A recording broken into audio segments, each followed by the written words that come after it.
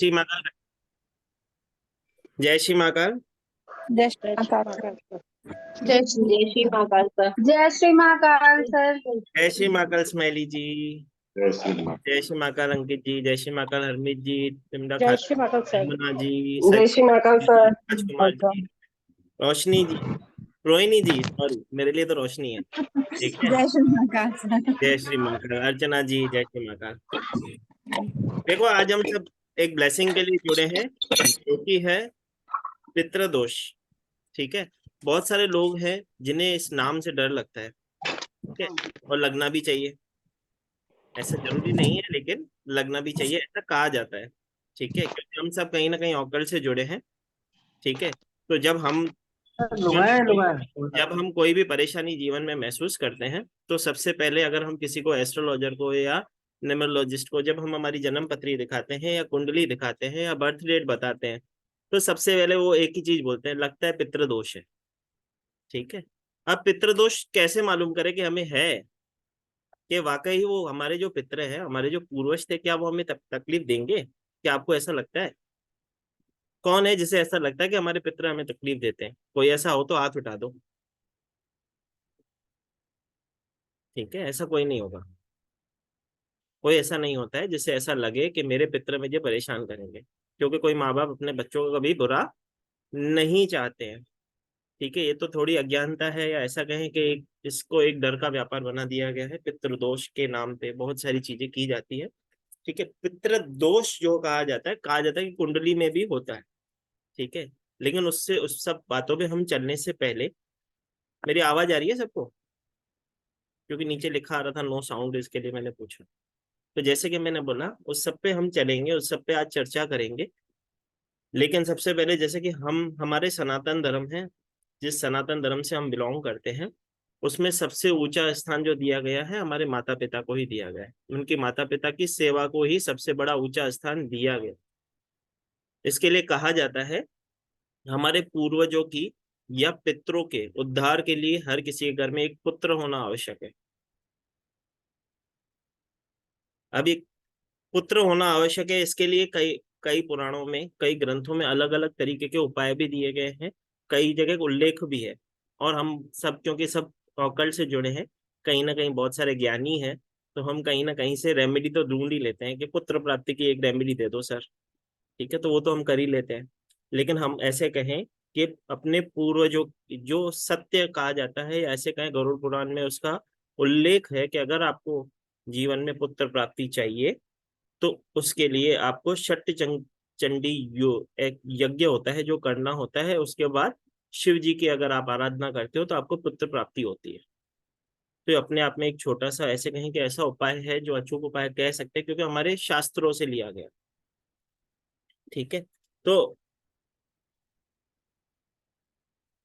जैसे कि मैंने कहा कि कोई भी पूर्वज अपने पुत्रों का कभी बुरा नहीं करता है। मैं हमेशा कहता हूँ सेवा का मौका मिले तो उससे हाथ से जाने मत दिया करो। ठीक है। तो डर के पितरों की सेवा नहीं करनी है आपको। ठीक है। डरना नहीं है कि मुझे पितृ दोष है इसके लिए मैं पूजा कर रहा हूँ। ठीक है। वो हमारे पूर्वज है, हमारे बड़े थे। ठीक है। उन्होंने ना कभी पहले हमारा बुरा चाहा, ना आगे कभी जीवन में हमारा बुरा चाहेंगे। ठीक है। तो कभी भी डर के उनकी पूजा नहीं करनी है। जब हाथ सेवा मिलती है तो उसे छोड़ना नहीं चाहिए। जैसे कि मैं हमेशा कहता हूँ, तो ये एक सेवा करने का समय होता है। ठीक है। हमारे शास्त्रों में लिखा है अगर आपके पूर्वजों की, अगर आपको लगता है, महसूस हो रहा है कि कुछ मुझे प्रॉब्लम है, या किसी को बताया जाता है कि आपकी कुंडली में सूर्य और राहु एक ही स्थान पे है, इसके लिए हमें दिख रहा है कि आपके जीवन में तो पितृदोष होगा। ठीक है। तो लोग डर के मारे अपने पूर्वजों से ही डरने लगते हैं, और उनकी पूजा सेवा इस डर के मारे करते हैं। तो डर के मारे तो पहली बात तो पूजा नहीं की जाती है। दूसरी बात, सेवा की जब बात आती है, जैसे कि मैंने बोला ये सेवा का मौका है तो इसे हाथ से जाने नहीं देना है। ठीक है। गरुड़ पुराण में प्रभु से, गरुड़ जी ने विष्णु जी से एक चीज, छोटी सी चीज पूछी थी कि जिसको अगर पुत्र प्राप्त करना हो तो क्या करे। तो जैसे कि मैंने आपको बताया, उन्होंने कहा था कि उसे चंडी अगर यज्ञ करे और भगवान शिव जी की मन से आराधना करे तो उसे पुत्र प्राप्ति अवश्य होती है। पर कैसे मालूम करें कि हमारे, देखो कुंडली में तो कोई बोल देगा सूर्य और राहु एक साथ है मतलब पितृदोष है, आप मान लोगे। ठीक है। लेकिन क्या आपको लगता है कि हमारे पूर्वज, या ऐसे कहें कि और किस तरीके से हम मालूम कर सकते हैं कि हमारे पास ये ब्लेसिंग्स नहीं आ रही है? देखो, वो पितृ दोष नहीं है, ठीक है? अगर पितरों की कृपा हमारे जीवन में नहीं आ रही है, बस इतनी सी चीज है। सब न्यूमरोलॉजिस्ट हैं, आधे से ज्यादा लोग जो यहाँ पे मेरे साथ जुड़े हैं कहीं ना कहीं न्यूमरोलॉजी तो जानते होंगे, ठीक है? जब हम नेम न्यूमरोलॉजी करते हैं, पीछे सरनेम को चेंज नहीं करते, नेम को जब चेंज करते हैं तो आगे ही चेंज करते हैं। क्यों करते हैं? क्योंकि पूर्वजों का आशीर्वाद, पूर्वजों की ब्लेसिंग्स हमारे साथ बनी रहे, ठीक है? कहा जाता है ना, आगे वाले अक्षर में कुछ भी घुमा लो चलेगा, सरनेम को चेंज मत करना, क्योंकि सरनेम होती है हमारे पूर्वजों की ब्लेसिंग। तो अगर आपके जीवन में आपको महसूस हो रहा है कि आपकी शादी नहीं हो रही है, देखो ये एक तरीका होता है, जब हम जाते हैं ना तो हम कुछ पितृ दोष के बारे में जानकारी हासिल करने, तो लोग कहते हैं आपकी शादी नहीं हो रही है तो पितृ दोष है, संतान नहीं हो रही है तो पितृ दोष है, ठीक है? आपके पास नॉलेज है, आपको सक्सेस नहीं मिल रहा है तो पितृ दोष है, ठीक है? ये एक ऐसी चीज हो गई है कि कीवर्ड हो गया है, इससे किसी को भी आप डरा सकते हो और किसी से भी आप पूजा करवा सकते हो, ठीक है? तो ये तो भ्रम है, नहीं करना चाहिए, ठीक है? क्योंकि हमको भगवान ने चुना है, मैं हमेशा कहता हूँ यहाँ वही पहुंचते हैं जिनको भगवान ने चुना है किसी की हेल्प करने के लिए, ना कि उनको परेशान करने के लिए, ठीक है? तो जैसे कि मैंने कहा कि सारी परेशानियां, कभी भी पितृ हमें कोई परेशानी नहीं देते, ठीक है? लेकिन हम अगर ऐसे कहें कि हम जब उनके संस्कारों पे नहीं चलते हैं, जो उन्होंने हमें सिखाए, हमारे पूर्वजों ने जो हमें संस्कार सिखाए हैं, अगर हम उसको फॉलो नहीं करते तो पितृदोष। ऐसे कहते हैं कि हम अपने जीवन में खुद अपने हाथों से कुछ ऐसे कार्य कर देते हैं जिसके हम पितृदोष के रूप में स्वीकार कर लेते हैं, लेकिन वो पितृदोष नहीं है, वो हमारे हाथ से किए गए कार्य हैं जिनका फल हमें भोगना पड़ रहा है। आज के इस युग में अगर किसी की देह शांत हो जाती है, तो आजकल किसी के व्यक्ति के पास 12 दिन भी नहीं होते हैं अपने पितरों की सेवा करने के लिए। सच है। अगर किसी के घर में कोई एक्सपायर हो जाता है तो आज का समय ऐसा है, उसके लिए अपने उस व्यक्ति ने अपना पूरा जीवन अपने परिवार के लिए दे दिया, सुबह से रात अपने जीवन का संघर्ष किया अपने परिवार वालों, उसके लिए उसके घर वालों के पास 12 दिन नहीं होते हैं, तीसरे दिन ही सब क्रियाक्रम करके जय श्री राम जय श्री महाकाल कर देते हैं, ठीक है? तो वहां से पितृदोष हमारे जीवन में आ जाता है, ठीक है? क्योंकि वो पूर्वज भी तो आपसे कुछ उम्मीद रखते हैं, जिन्होंने जीवन भर आपके लिए कुछ किया है, तो वहां पे मैं मान सकता हूँ कि आपके जीवन में वो आपको चीजें परेशान कर सकती है या वो आपको प्रॉब्लम आ सकती है। लेकिन जैसे कि मैंने कहा, हमारे माता पिता, दादा दादी, नाना नानी हमें हमेशा ब्लेसिंग देते हैं, कभी भी वो हमें बदुआ नहीं देंगे, ये हमेशा चीज याद रखना। इस भ्रम में मत पड़ना, कहीं पे इस चीजों में फंस मत जाना, ठीक है? क्योंकि हमारे शास्त्रों के अनुसार है, पितरों का अगर हम तर्पण करते हैं, उनको जल देते हैं अगर श्राद्ध के समय या ऐसे क्या पितृ पक्ष में, तो वो हमें ब्लेसिंग ही देते हैं। कभी भी, कभी भी कोई ऐसा माता पिता या कोई दादा दादी नाना नानी नहीं होगा जो अपने बच्चों को कुछ परेशानी देगा, क्योंकि हम हमारे पूर्वजों की एक पीढ़ी है, ठीक है?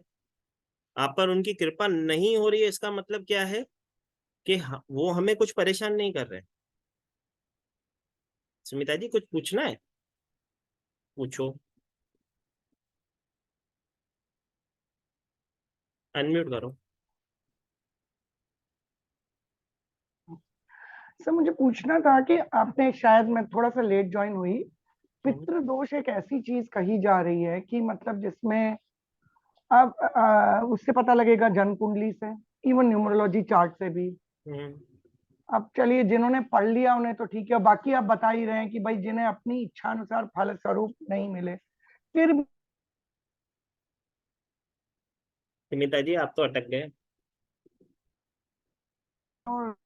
सुमिता जी, मेरी बहन, आप अटक गए, आपकी आवाज नहीं आ रही। रोहिणी, मेरे को ही नहीं आ रही, कि सबको नहीं आ रही है? नहीं आ रही सर, मैम का शायद नेटवर्क का कुछ प्रॉब्लम हो गया, हैंग हो गया उनके साइड से, उनका वो आ कॉल रही है? जैसे नहीं आ रही। हाँ। अब आ रही सुमिता है जी सर? रुको, सुमिता जी रुको, मैं क्या बोल अब रहा आ हूँ, रही है? मैं आपको कुछ बताने जा रहा हूँ, पहले वो सब सुन लो। ब्लेसिंग बहुत बड़ी है और टाइम बहुत कम है, अपन क्वेश्चन आंसर लास्ट में ले लेते हैं, चलेगा? अच्छा नहीं, मुझे सब बेसिक पूछना था यही। पूछो पूछो अब आ जल्दी। रही है? मुझे ये कहना था कि हाउ डू आई, हम तो हम कर ही रहे हैं, पितरों की बात कर रहे हैं, श्राद्ध की सारी चीजें सुन रहे हैं, कर रहे हैं, लेकिन और ज्यादा ध्यान से तब करें जब पितृ दोष सच में कुंडली कुंडली में हो, या न्यूमरोलॉजिकल चार्ट से, तो वो कैसे पहचाने? कुछ मोटा मोटा तो मैं इस वही तो मैं तरह से। बता रहा हूँ, सुनो। Maybe I might have missed हाँ, दैट। अच्छा, कोई कुछ दिक्कत बताया नहीं था है, आपने? अच्छा, कोई ठीक दिक्कत ठीक। नहीं। मैं वापस एक बार रिपीट कर देता हूँ। अगर किसी के जीवन में उसको लगता है कि मैं मेरे को नॉलेज बहुत है लेकिन सक्सेस नहीं मिल रहा है, तो कहीं ना कहीं वो पितृदोष की निशानी है। कई समय से हमारी शादी नहीं हो रही है, ठीक है, तो कहीं ना कहीं पितृदोष की निशानी है। ठीक है, तो बहुत सारी ऐसी निशानियां हैं जो हमें लाइफ में महसूस होती है लेकिन हम उसको पढ़ते नहीं। संतान सुख नहीं मिल रहा है, आपने देखा होगा कईयों को 17-17 साल, 18-18 साल बच्चा नहीं होता है। ठीक है, तो कहीं ना कहीं वो पितृदोष की निशानी होती है। ठीक है, लेकिन उसमें उनकी कोई गलती नहीं है, ठीक है, क्योंकि ये कलयुग है। ठीक है, जाने अनजाने लोग उस चीज को फॉलो नहीं करते हैं जो हमारे शास्त्रों में लिखा गया है। आज उसके लिए हम जुड़े बहुत सारी चीजें हैं जो मैं आपको आगे शेयर करूंगा। जैसे कि मैंने बोला, सिर्फ कुंडली में देखने से योग मालूम पड़ता है, लेकिन जरूरी तो नहीं है ना। हम उनकी पीढ़ी है, हम हमारे पूर्वजों की। तो हमको अगर कोई परेशानी आ रही है, इसका मतलब ये नहीं कि हमारे पितर हमें परेशान कर रहे हैं। इसका मतलब ये है कि हमको उनकी कृपा नहीं मिल रही है, जो ब्लेसिंग्स हमारे जीवन में आनी चाहिए वो नहीं मिल रही है। ठीक है, क्योंकि कोई भी पितर हमें तब तक परेशान नहीं करता है जब तक हम उनके दिए गए संस्कारों को फॉलो न करें। जैसे कि मैंने आप सबको ये चीज पहले ही बताई। ठीक है, अगर एक बात कहें, माता पिता के संस्कारों पे अगर हम नहीं चलते हैं और जाने अनजाने खुद ही ऐसी चीजें कर लेते हैं जिनसे हम अपने आप को खुद शापित कर देते हैं, उसमें पितरों की कोई वो नहीं है कि पितरों ने हमें शापित कर दिया। वो हमने हमारे हाथ से कर्म किए हैं, संस्कार पे न चल के बिना बात के बदुआएं लेके लोगों की हमने अपने आप को वो चोट पहुंचा दी है। तो वो क्या होता है, वो हमने अपने आप अपने जीवन में खुद ने परेशानियां क्रिएट की है ना। ठीक है, वो हमने परेशानियां क्रिएट की है, कोई पितर हमें कुछ परेशान नहीं करे। अब कुछ लोग होते हैं जो हमें कहते हैं पितर कौन से हैं हमें पता नहीं है। ठीक है, ये एक जनरल क्वेश्चन होता है, लोग आते हैं पूछते हैं हमारे पितर कौन से, हमें तो बात मालूम ही नहीं है, हम कैसे पूजा करें। ठीक है, तो उसके लिए एक छोटी सी विधि होती है, सब जने लिखें। एक भोजपत्र लेंगे। भोजपत्र सबको मालूम है, क्योंकि हम तो सभी चतुर हैं, ओकल्ट से जुड़े हैं। ठीक है, तो एक भोजपत्र लेंगे जो कि हमें पूजा की दुकान पे मिल जाता है। ठीक है, उस पे सिंदूर से श्री पितृदेवाय नमः लिखेंगे। क्या लिखेंगे? श्री पितृदेवाय नमः। उसको सिंदूर से लिखना है। एक साफ प्लेट लेनी है। ठीक है, उसके ऊपर लाल कपड़ा बिछाना है। मैं फिर से रिपीट करता हूँ, एक भोजपत्र लेना है जिस जिसपे श्री पितृदेवाय नमः लिखेंगे, सिंदूर से लिखेंगे। एक साफ प्लेट लेंगे, उसके ऊपर एक लाल कपड़ा बिछाएंगे। उसके ऊपर साबुत चावल, चावल हमें साबुत चाहिए जो हम सब्जियों को खिलाते हैं, जैसे कि मैं हमेशा बोलता हूँ। ठीक है, उसके बाद 5 लौंग। ठीक है, एक लाल कप प्लेट के ऊपर वो कपड़ा रखेंगे, उसके ऊपर चावल रखेंगे, उसके ऊपर लौंग रखेंगे। उसके वो बोझ पत्र जो रखा है हमने उसके ऊपर वो सब अर्पण किया। उसके ऊपर फूल चढ़ाएंगे और उसके आगे एक सरसों का दिया जलाएंगे। सरसों के तेल का एक दिया जलाएंगे। उस दिए का जो मुख होगा साउथ दिशा में होगा, साउथ की डायरेक्शन में होगा। जब आप वो प्रक्रिया करोगे, क्योंकि आपको अपने पूर्वजों के नाम नहीं मालूम है, तो जब आप वो प्रक्रिया करोगे तो प्रार्थना करेंगे कि जो भी मेरे पूर्वज हैं, मैं उन सबको आवाहन करता हूँ कि मेरी पूजा की फल मेरी झोली में दे और मेरी पूजा को स्वीकार करें। ठीक है, जिसको अपने पितृ नहीं मालूम है।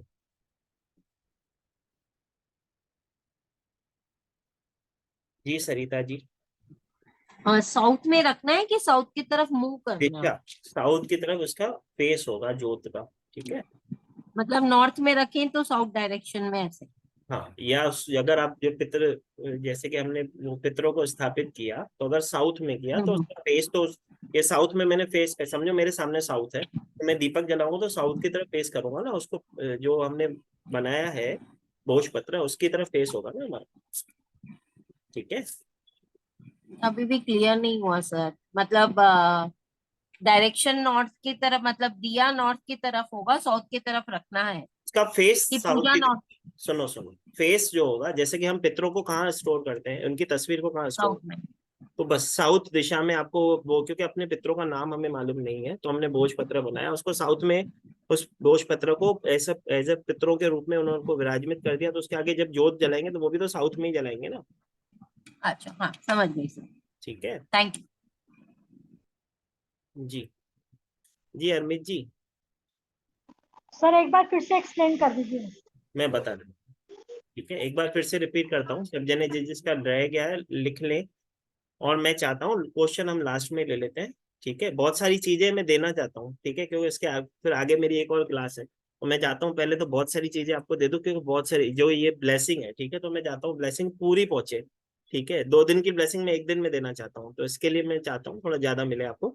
मैं फिर से बोलता हूँ, एक भोजपत्र लेंगे, जिसको भी अपने पूर्वजों के नाम नहीं मालूम है, वो सिंदूर से उसके ऊपर लिखेगा श्री पितृदेवाय नमः, ये मंत्र उसके ऊपर लिखेंगे। हमने उस भोजपत्र पे अपने पितरों को विराजमित कर दिया है। एक प्लेट लेंगे, उसके ऊपर लाल कलर का कपड़ा बिछाएंगे, उसके ऊपर साबुत चावल, 5 लौंग और कुछ फूल, फूल अगर येलो कलर के हो तो और ज्यादा अच्छा, ठीक है, वो चढ़ाएंगे। और एक सरसों का तेल का दिया, जो कि साउथ डायरेक्शन में होगा, जिसका मुख साउथ डायरेक्शन में होगा। कहने का मतलब जब हम उस विराजमित करते हैं पितरों को, तो उनकी सेवा में जब हम दिया जलाएंगे तो साउथ डायरेक्शन में ही जलाया जाता है, वहां पे जलाएंगे। उनसे प्रार्थना करेंगे कि जो भी मेरे पूर्वज हैं, मैं उनका आह्वान करता हूँ, मेरी पूजा को स्वीकार करें और मेरी पूजा का फल मुझे मेरी झोली में दें, ठीक है। तो उससे वो ब्लेसिंग हमारे जीवन, क्योंकि हम अभी क्या मांग रहे हैं, पितरों की ब्लेसिंग को मांग रहे हैं। आज हमारी क्लास का टॉपिक क्या है, क्लास का टॉपिक ही है पितरों की ब्लेसिंग, ठीक है। तो हम पितरों की ब्लेसिंग हमारे जीवन में कैसे लाएं, उसके ऊपर हम बात कर रहे हैं, ठीक है। तो उपाय तो हम करेंगे, लेकिन कुछ कुछ हमें नॉलेज होना चाहिए कि ये क्यों हो रहा है, ठीक है।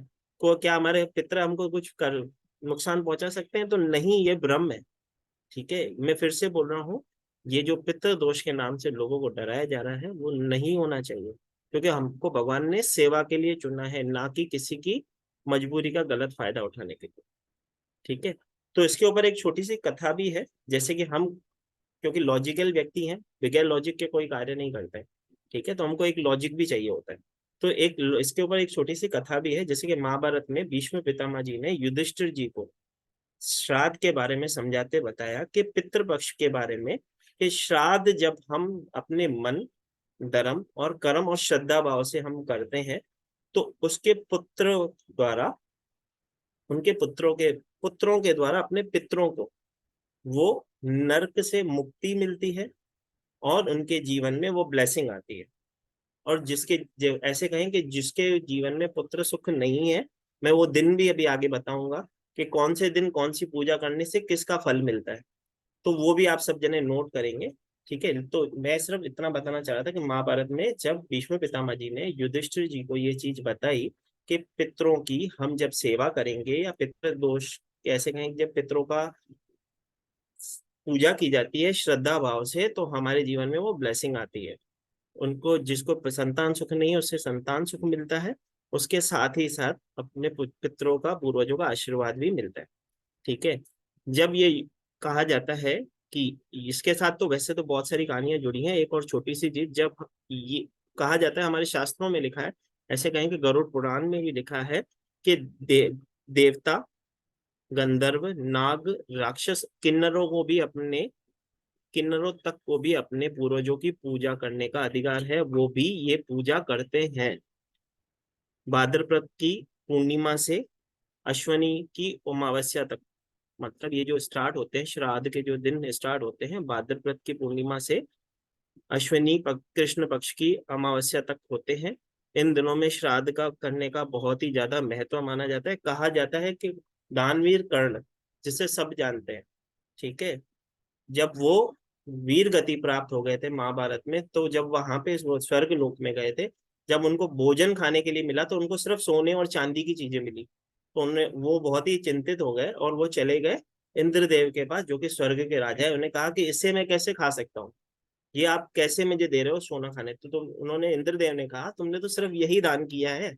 जब तुमने दान यही किया है तो तुम्हें मिलेगा भी तो यही। तो तब जब उन्होंने, कर्ण ने उनसे आग्रह किया कि मुझे कोई ऐसा मार्ग बताए, या अगर ऐसा कुछ, मैं इतना दानवीर, मेरा नाम ही दानवीर कर्ण है, तो इसका इतना दान करने के बाद भी मुझे खाने को सोने चांदी की चीजें मिलेगी क्योंकि मैं अन्न दान करना भूल गया हूँ, तो उसमें मेरा क्या दोष है? ठीक है। तो विष्णु, इंद्रदेव जी ने उन्हें कहा कि जब तुम्हारे पिंड दान होते हैं, या जब तुम्हारे पितृ, ऐसे कहें कि तुम्हारे जो बच्चे होंगे या तुम्हारे जो पूर्वज होंगे, जब वो पिंड दान करते हैं तो उसका फल तुमको यहाँ पे मिलता है। किस योनि में आपको कौन कौन सा फल मिलता है वो भी मैं आपको आज बताऊंगा। तर्पण कैसे करते हैं वो भी मैं आपको बताऊंगा, क्योंकि मैं बहुत कुछ देना चाहता हूँ। ठीक है, इसके लिए क्वेश्चन आंसर सब एंड में लेंगे। तो जैसे कि मैंने कहा कि इसके पीछे दो पौराणिक कथाएं तो मैं आपको बताई, एक और भी इसके ऊपर छोटी सी कथा है, मैं चाहता हूँ वो भी आपको मालूम होनी चाहिए। श्राद्ध कहाँ से चालू हुए? ठीक है, ये भी तो नॉलेज होना चाहिए। कोई हमें पूछ ले, आप श्राद्ध मानते हो, करते हो, कहाँ से चालू हुए? ठीक है, तो परम पिता ब्रह्मा जी के पुत्र हुए ऋषि अत्रि जी। ठीक है, उनसे उत्पन्न हुए थे दत्तात्रेय भगवान जी। उनके पुत्र थे नीनी जी। मैं फिर से बताता हूँ, परम पिता परमात्मा जो है ब्रह्मा जी, उनके पुत्र हुए ऋषि अत्रि जी। ऋषि अत्रि जी के पुत्र हुए देव दत्तात्रेय भगवान जी। उनके पुत्र हुए निन्नी जी, और उनके पुत्र हुए श्रीमान जी। ठीक है, उनका नाम था श्रीमान, जो कि बहुत ही बड़े तपस्वी थे, जिन्होंने अपना पूरा जीवन तपस्या में बिताया, और तपस्या करते करते ही वो अपनी देह त्याग गए। तो जब वो तपस्या करते हुए उन्होंने अपनी देह त्याग दी, तब नीनी जी जो उनके पिता थे, उनके पिता ने उनका श्राद्ध किया। पहले उनका अंतिम संस्कार किया, फिर पितृपक्ष के अंदर चतुर्दशी के दिन, मतलब 14वें दिन, उन्होंने पूरी सामग्री एकत्रित की, उन्हें क्या क्या पसंद है, क्या क्या करना है। और अमावस्या के दिन, जो लास्ट श्राद्ध का दिन होता है, कहा जाता है 14वें दिन, 14वें दिन पे नहीं करते हैं श्राद्ध। ठीक है, तो कहा जाता है कि वो अगर उस दिन श्राद्ध करें तो आकस्मिक मृत्यु के योग बनते हैं घर में किसी के भी।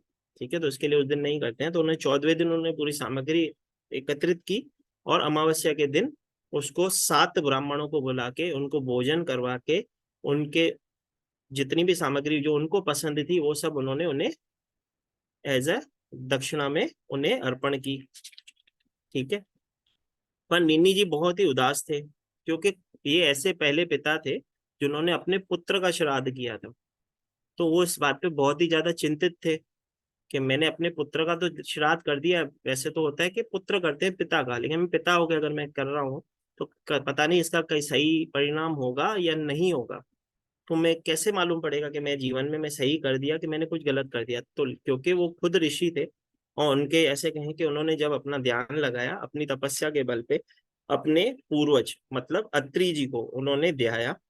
अत्रि जी वहां पे प्रकट हुए, उन्होंने एक नियम बताया उन्हें कि ये ब्रह्मा जी के द्वारा ही बनाया गया एक नियम है, जिस नियम के अनुसार जब हम किसी को श्राद्ध में, ऐसे कहेंगे, जल तर्पण करते हैं, तो वो उसके पास उसकी जोनी में उसको वहां पे पहुंचता है। ठीक है, तो तुमने जो किया, तुमने भले ही अपने संतान के लिए किया, लेकिन ये ब्रह्मा जी के द्वारा बनाया गया एक नियम है। एक छोटा सा नियम है जो सब जने लिख ले, अगर वो घर में वो कार्य करते हैं। तो अगर कई लोग होते हैं घर में तर्पण करते हैं, तो जब वो पानी लाते हैं तो सबसे पहले गरुड़ भगवान जी को याद किया जाता है।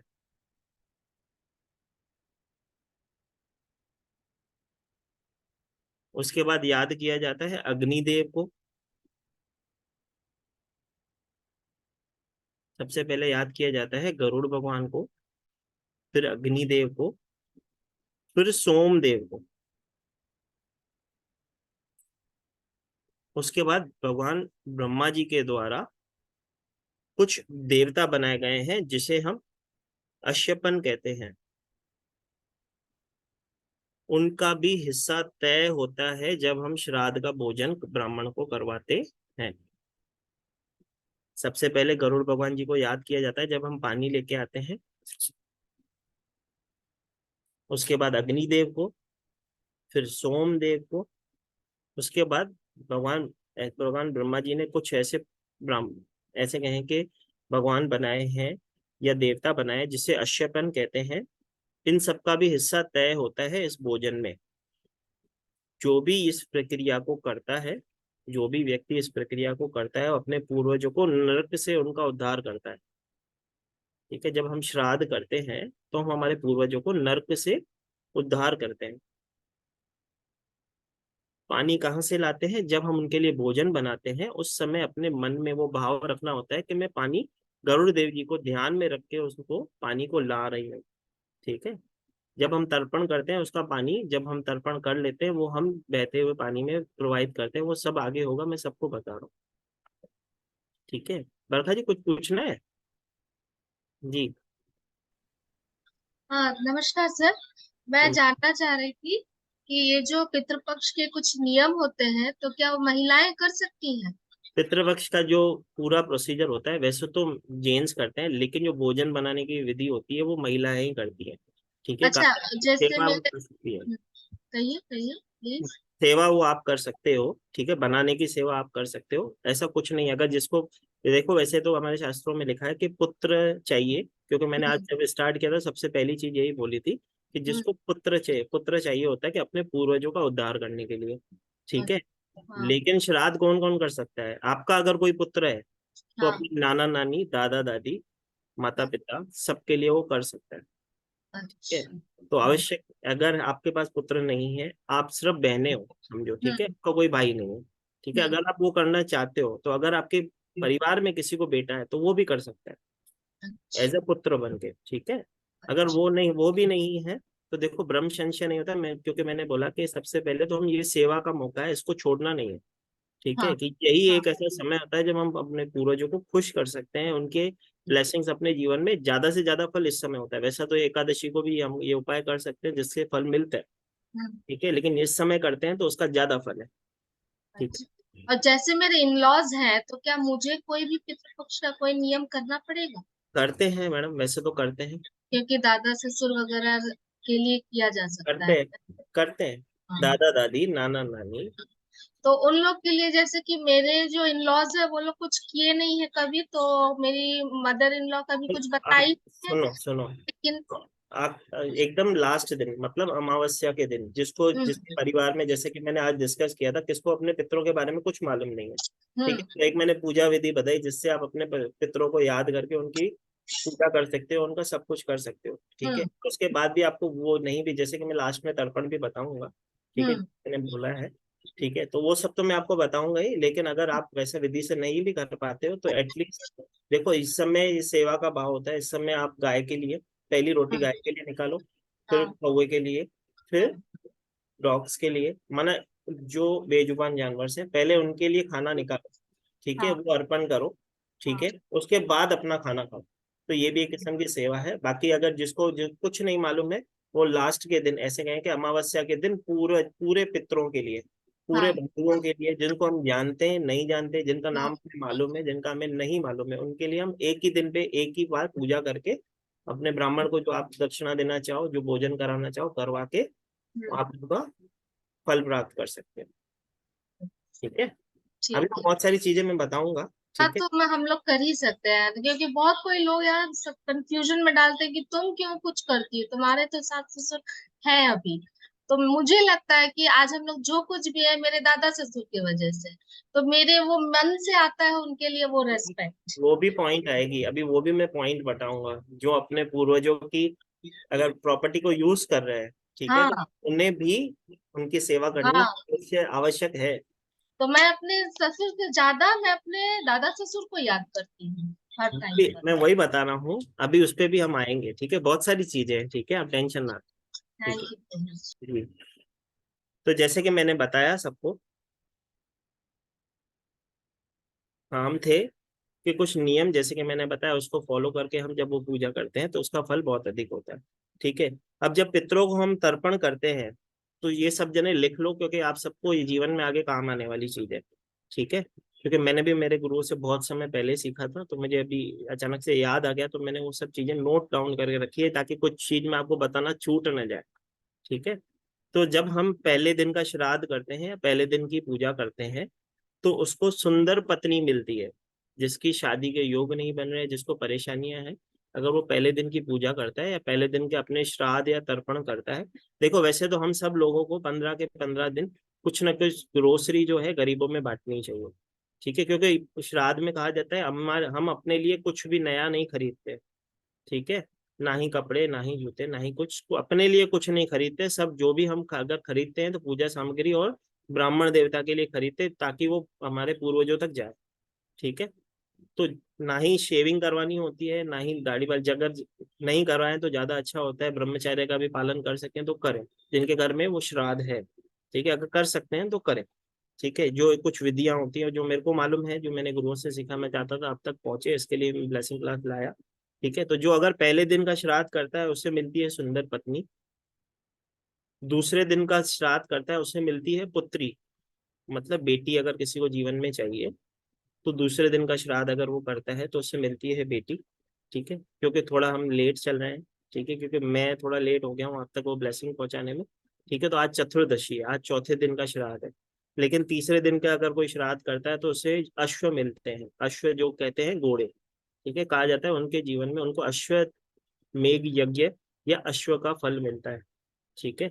उसके बाद जो चौथे दिन का श्राद्ध जो कि आज था, उसमें आपको मिलते हैं छोटे से पशुओं के जीवन दान का फल, ठीक है।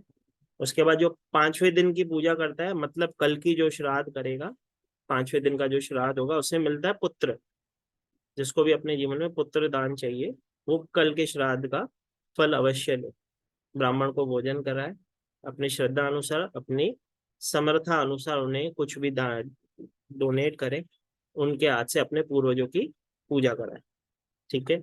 उसके बाद छठे दिन की जो पूजा होती है, उसमें अगर आप उस दिन तर्पण करते हो श्राद्ध का, तो उस दिन आपको मिलता है सुंदरता, ठीक है। अभी जिस जिसको सुंदर होना हो वो छठे दिन का श्राद्ध अवश्य करे, ठीक है। वैसे तो यहाँ पे सब सुंदर है, देखो कैमरा आधे लोगों के बंद है, जिससे मालूम पड़ता है किसी ने मेकअप नहीं किया है, ठीक है, इसके लिए कैमरा बंद है, तो ठीक है, तो अगली बार करके आने, ठीक है, तो कैमरा ऑन होगा तो हमें मालूम पड़ जाएगा, ठीक है, कि आपने छठे दिन का श्राद्ध कर दिया है, ठीक है।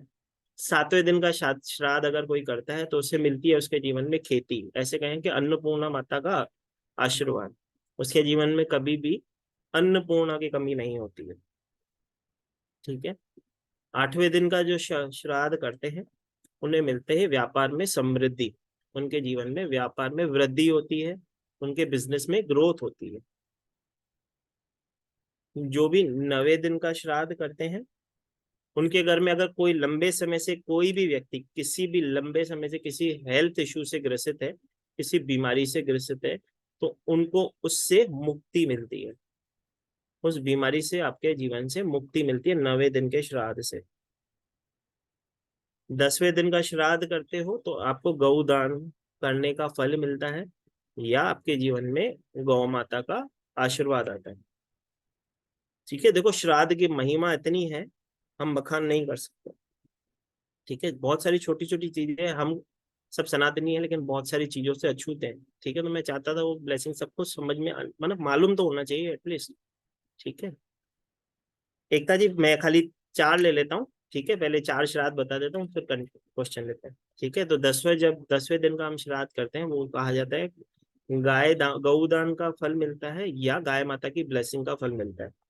उसके बाद हम करते हैं 11वें दिन का जब श्राद्ध करते हैं, हमारे जीवन में बर्तन, सोने चांदी स्टील के बर्तन का आशीर्वाद, मतलब कभी भी हमारे जीवन में घर से ग्रसित चीजों की कमी नहीं होती है, ठीक है। उसके बाद 12वें दिन का जो श्राद्ध करता है उसके जीवन में उन्हें ब्लेसिंग मिलती है सोने और चांदी दोनों की, उनके जीवन में कभी सोने चांदी की कमी नहीं होती है।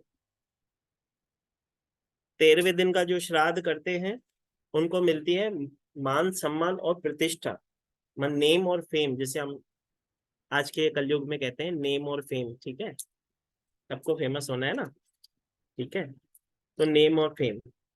उसके बाद कहा जाता है 14वें दिन का श्राद्ध नहीं करते हैं, ठीक है, 14वें दिन की चतुर्दशी का कहते हैं श्राद्ध नहीं किया जाता है, उस दिन श्राद्ध करने से अकाल मृत्यु या आकस्मिक मृत्यु किसी न किसी की होती है, इसके लिए उस दिन श्राद्ध नहीं किया जाता है। जो हम लास्ट डे का श्राद्ध करते हैं वो करते हैं हम 15वें दिन का। ऐसे कहा जाता है कि जब हम लास्ट के दिन का कोई भी श्राद्ध, अगर किसी को नहीं मालूम है अपने पूर्वजों के बारे में, ठीक है, कौन सी तिथि को उनका श्राद्ध मनाया जाए, तो उन्हें घबराने की आवश्यकता नहीं है। अमावस्या के दिन मतलब लास्ट के दिन आप वो करोगे, वो श्राद्ध करोगे, तो आपको सारी इच्छाएं संपूर्ण होती है और अपने पितरों को भी मुक्ति मिलती है। ठीक है जी, एकता जी पूछिए। जय श्री माता। जय श्री महाकाल सर। सर मैं ये पूछ रही हूँ कि जो आपने जैसे अभी बताया है कि हर दिन का अलग अलग महत्व है कि किसी दिन का पुत्र प्राप्ति है, किसी दिन ये है, बट अपने जो करते हैं वो तो अपने करते हैं कि हमारे जो पूर्वज जिस दिन का तिथि होता है अपने तो उसी तिथि के हिसाब से करते हैं, बाकी सब दिन तो नहीं करते हैं, तो फिर ये कैसे हो?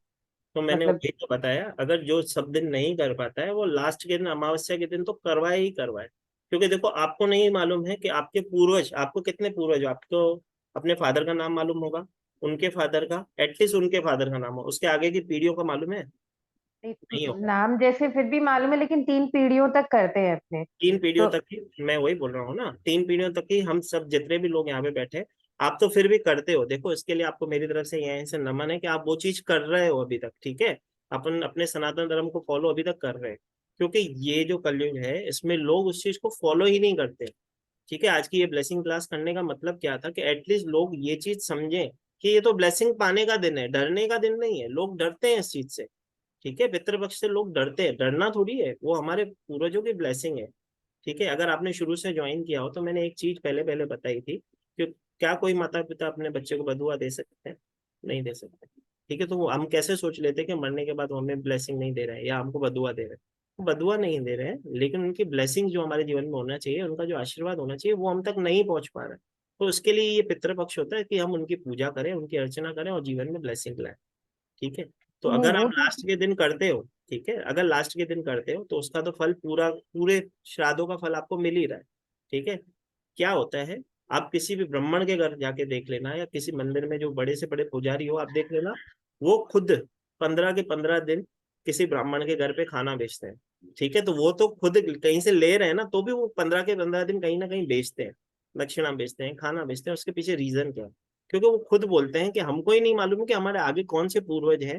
अगले हमारे कई बार क्या होता है, हमारे अगले जन्म के भी कुछ ऐसे बंधु होते हैं जिनको अभी तक मुक्ति नहीं मिली है।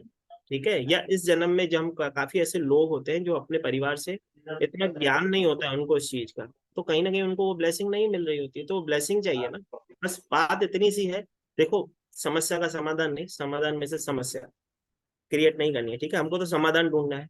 अगर हम उनकी ब्लेसिंग पा सकते हैं किसी भी तरीके से, ठीक है, अगर हम कुछ नहीं कर सकते हैं, ठीक है, कई लोग हैं जो कैपेबल है, आप गुरु की दया से आप कर पा रहे हो। ठीक है, काफी लोग तो है वो कैपेबल ही नहीं है कि ये श्राद्ध अवस्था कर सके। उसके पीछे भी मैं एक छोटी सी कथा बताऊंगा बाद में, अभी बताऊंगा, कहने का मतलब वो भी मैं बताता हूँ। लेकिन लोग वो चीज कर नहीं पाते, कैपेबल नहीं है वो चीज करने के लिए। ठीक है, तो नहीं, मतलब उनके, इसमें तो वो एटलीस्ट मैं ये अरे, एक गाय को रोटी, जैसे कि मैंने बोला, कुत्ते के लिए रोटी निकाल दें, पक्षियों के लिए दाना निकाल दें, उसके बाद खुद खाना खा लें, तो 15 दिन अगर ये भी करते हैं तो वो ब्लेसिंग हमारे जीवन में आ जाती है। और आप कर रहे हो जो कि तिथि के हिसाब से कर रहे हो, तो बहुत अच्छी बात है। फिर तो आपको मालूम है ना अपने पूर्वजों के बारे में, तो करो ना। नहीं, जो तिथि का है वो तो कर रहे हैं, जिस दिन तिथि नहीं है उस दिन भी मतलब अपने ब्राह्मण को भोजन कराएं, आप ये बोलना चाह रहे नहीं, मैं बोल रहा हूँ, देखो, अंधविश्वास में नहीं फंसना है, इसके लिए ही मैंने ये ब्लेसिंग की थी कि हमको किसी अंधविश्वास में नहीं फंसना। लेकिन अब जब हम खाना निकालें, जो कि जो पितृपक्ष का समय, एटलीस्ट उतना समय हम गाय को रोटी दें, उतना समय हम कुत्ते को रोटी दें, उतना समय हम जानवरों को रोटी दें। ठीक है, इतना कर लें, बहुत है। ठीक है, हैं? मैं ओके, नहीं बोल थैंक रहा यू। हूँ कि किसी ब्राह्मण को 7 ब्राह्मणों को बिठा के खिलाओ। ठीक है, ब्राह्मणों की खिलाने की भी विधि है, उसका भी एक महत्व है, वो भी मैं आज अभी आपको बताऊंगा, क्योंकि अभी तक हमने कुछ नहीं किया, अभी तो बहुत सारी ब्लेसिंग बाकी है। ठीक है, इसके लिए मैं ठीक है, क्वेश्चन सबको बोल रहा था लास्ट में ले लेंगे। ठीक है, ठीक है sir, okay, thank you. Kanchan ji, Pushpa ji, question थोड़ा लास्ट में ले लें, चलेगा? बहुत सारी चीजें हैं, मैं चाहता हूँ शेयर हो जाए। अरे माता, अनम्यूट करो। ठीक हाँ है, जी, 11वें दिन का बताना। 11वें दिन का था बर्तन, बर्तन। 12वें दिन का सोना चांदी, 13वें दिन का सम्मान मान सम्मान प्रतिष्ठा, 14वें दिन का था अगर नहीं करना चाहिए क्योंकि उस दिन अकाल मृत्यु हो सकती है, 15वां दिन जैसे कि हमारे अमावस्या होती है, अमावस्या के दिन हम अगर करते हैं तो हमारी सर्व इच्छाएं पूरी होती है। ठीक है पुष्पा जी? ठीक है। तो जो व्यक्ति अपने पितरों को अन्न जल का तर्पण करता है, उसके जीवन में जिस भी वो योनि में गया होता है उसको उसका फल मिलता है। जैसे कि मैं कहता हूँ कि कुछ लोग यहाँ पे चतुर है, ठीक है, जैसे कि हम सब चतुर है, ठीक है। अगर मैं इनको अभी यहाँ पे किसी को सवाल पूछ लूँ जो मेरे से पुराने जुड़े हुए, वो नहीं, जो आज नए जुड़े हैं, मैं अगर उनको बोल दूं कि हमको रास्ते में दो मूर्तियां मिल गई, एक मिट्टी की एक सोने की, तो हम किसको लेके आएंगे? सोने की। ठीक है, हम क्योंकि चतुर है, ठीक है, हम तो सोने की लाएंगे। ठीक है। तो हम हमारे इस युग में भी काफी लोग ऐसे हैं जो ये चीज सोचते हैं। हम लोग ब्राह्मणों को भोजन करवा रहे हैं, गाय को भोजन करा रहे हैं, कौवे को भोजन करवा रहे हैं। ये हमारे पितरों तक कैसे पहुंचता है? कैसे पहुंचता है, कोई बताएगा? ठीक है। हम क्योंकि देखो चतुर है ना, तो हमारे मन में ये सवाल तो जरूर आता होगा। हम सर तो बोल रहे हैं ये करो वो करो, क्यों करें?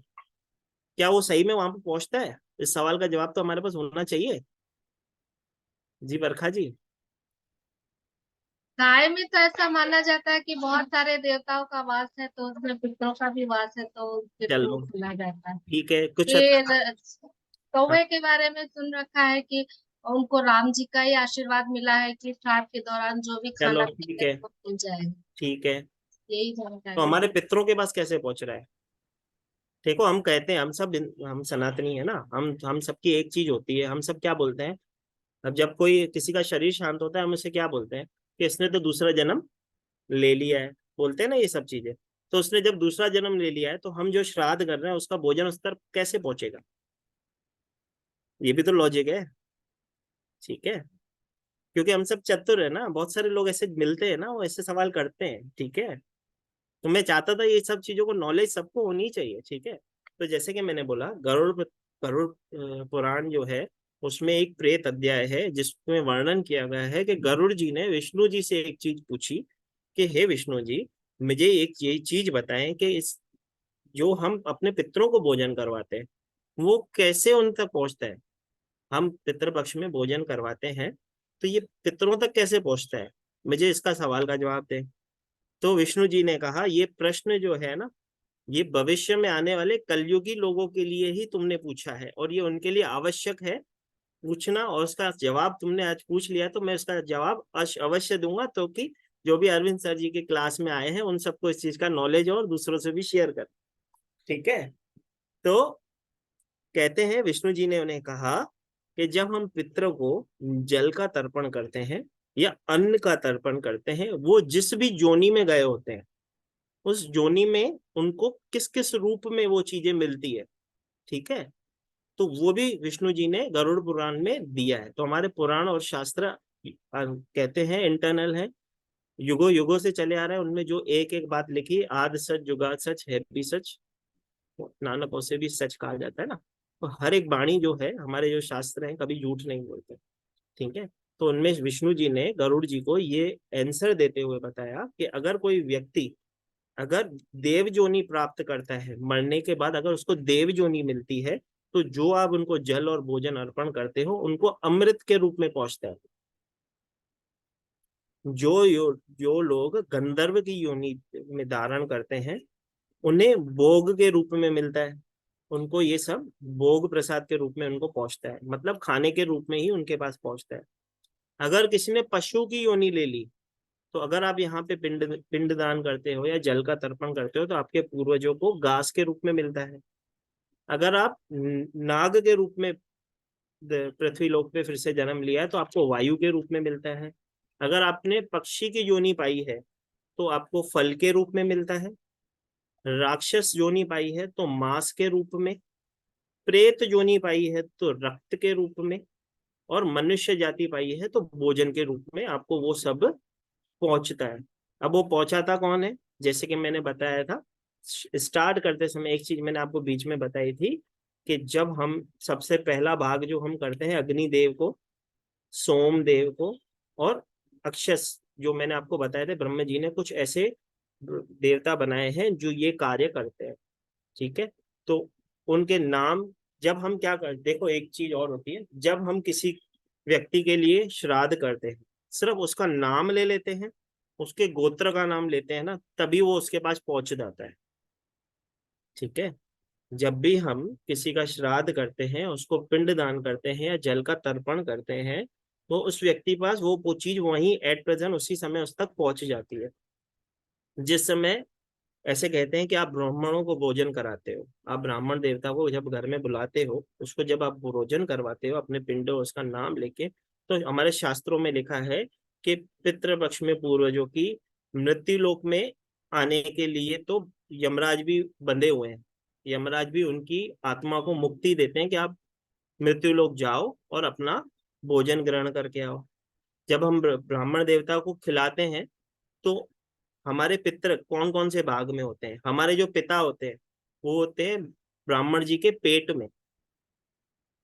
ठीक है, हमारे जो दाहिनी बाह है, दाहिने बाह में होते हैं हमारे दादाजी, नहीं बाही बाह में होते हैं दादाजी, और दाहिने बाह में होते हैं परदादाजी। परदादाजी दादाजी पेट में होते हैं हमारे पिताजी, और हमारी रीढ़ की हड्डी में होते हैं हमारे पूरे पूर्वज।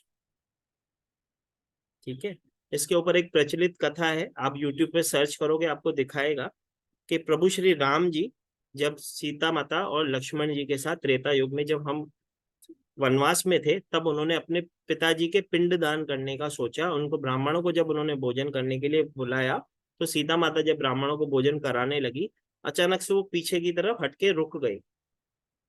तो प्रभु श्री राम जी ने उन्हें देख लिया, लेकिन जब वो ब्राह्मण चले गए, तो प्रभु ने सीता माता से पूछा कि तुम तो पितरों की सेवा कर रही थी, तो तुम अचानक से पीछे क्यों हट गई, तुम्हारे कदम पीछे क्यों हट गए? तो सीता माता जी ने उन्हें कहा कि क्योंकि आपके पिताश्री राजा दशरथ जी का मैंने दर्शन उनके पेट में कर लिया था।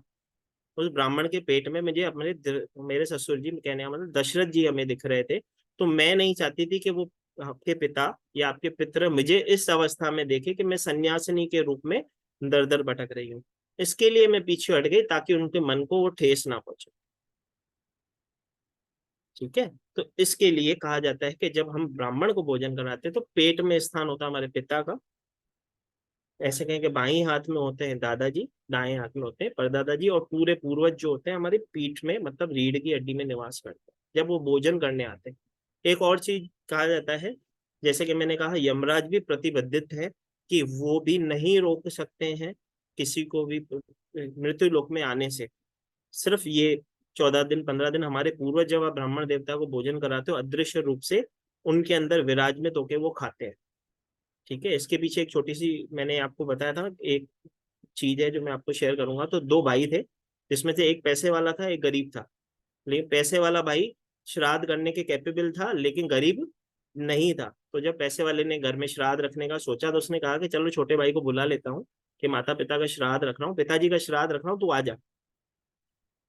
तो क्योंकि उनको पैसा बहुत था, तो उनको अहंकार था, तो उनको वो चीजें समझ में नहीं आती थी। तो उन्होंने तो उसको एक पर्व बना लिया था, अपने ससुराल वालों को, रिश्तेदारों को बुला लिया था कि हमारे घर में श्राद्ध है, आप सब आ जाना। तो जब वो छोटे भाई की बीवी वहां पे गई, उसने सेवा की, प्रसाद बनाया अपने ससुर के लिए, मृत्यु ऐसे कहें कि जो देह को त्याग चुके थे, अपने ससुर जी के पितृ पे वहां पे गई, उन्होंने श्राद्ध के लिए सब कुछ बनाया, सब कुछ भोजन वोजन तैयार किया। लेकिन बड़ी जो भाभी थी, उसने अपनी ऐसे कहें कि छोटे भाई की बीवी से पूछा तक नहीं कि आप भोजन ग्रहण करोगे कि नहीं करोगे। तो कहा जाता है कि उन्होंने अपने छोटे भाई और भाभी को बगैर ही खाना खिलाए वहां से भेज दिया। तो जब वो पितर वहां पे खाना खाने आए, तो देखा कि हमें खाना खिलाने वाला तो कोई है ही नहीं, यहाँ पे तो मजलिस चल रही है, सब लोग आपस में जुड़े हैं, एक दूसरे से त्योहार की तरह जुड़े हुए हैं, तो हमको तो कुछ खिलाया नहीं। तो उन्होंने पितर वहां से राख को चाट के चले गए। तो जब वो राख को चाट के चले गए, तो जाने लगे, तो तब उन्हें याद आया कि मेरा दूसरा भी पुत्र है, शायद मैं उसके घर चला जाऊं, शायद मुझे वहां पे कुछ मिल जाए। लेकिन दूसरे पुत्र के घर में तो एक टाइम खाने का भी भोजन उपस्थित नहीं था। तो जब वो उपस्थित नहीं था, वो वहां गए, देखा तो उसके दूसरे पुत्र की बीवी रो रही थी कि मैं तो चाहती थी कि मैं पितरों की सेवा कर पाऊं, बना के उनको खिला पाऊं, लेकिन उनके घर में भी उन पितरों को कुछ नहीं मिला। जब वो ऊपर चले गए, स्वर्ग लोक में चले गए, उनके जो पितर थे जब स्वर्ग लोक पहुंचे, तो वहां पे जब दूसरे पितरों से मिले, तो किसी ने बोला मेरे मेरे पुत्रों ने तो मेरे लिए कचौड़ियां बनाई है, मेरे पुत्र ने तो मेरे लिए खीर बनाई थी। हाँ, एक और चीज मैं आपको खीर की बात निकली है, तो जब भी आप पितरों के लिए कुछ सेवा करते हैं, खीर जरूर बनाए, वो उनको अति प्रिय होती है। ठीक है। तो जैसे कि मैंने कहा कि उनके पूर्वजों ने, दूसरों के पूर्वजों ने उनसे पूछा तेरे बेटे ने तेरे लिए क्या खिलाया, तेरे बेटे ने तेरे लिए क्या खिलाया, तो उन्होंने बोला कि मेरे एक बेटा था जिसके पास सब कुछ है, वहां से तो मैं राख चाट के आ गया क्योंकि उसने मुझे कुछ खिलाया नहीं, वो तो अपने रिश्तेदारों को खिलाने में ही मशगूल था। और दूसरे पुत्र के पास जब गया तो उसके पास कुछ था नहीं, लेकिन वो मुझे खिलानी चाहती थी, उसकी तो, मेरी तो बहू रो भी रही थी, उसको तो अपने बच्चों को खिलाने के लिए नहीं, तो मुझे कैसे खिलाती, तो मैं भूखा ही वापस आ गया। तो तब उस दूसरे पितरों ने उनको आशीर्वाद दिया कि जो कि उसकी भावना है कि तेरा भोजन तेरे को खिला सके, तो उन्होंने जब आशीर्वाद किया, तो उस गरीब के बच्चे, जब गरीब के घर में खाने खाने के लिए बच्चों ने बोला कि माँ हमें कुछ खिलाओ, तो उसकी माँ ने बोला बाहर चले जाओ, बाहर एक टब पड़ा है, उसके अंदर जो खाना मिलता है वो खा लो। तो जब उन्होंने टब को उठा के देखा तो उसके अंदर हीरे जवाहरात से भरे हुए मटके निकले।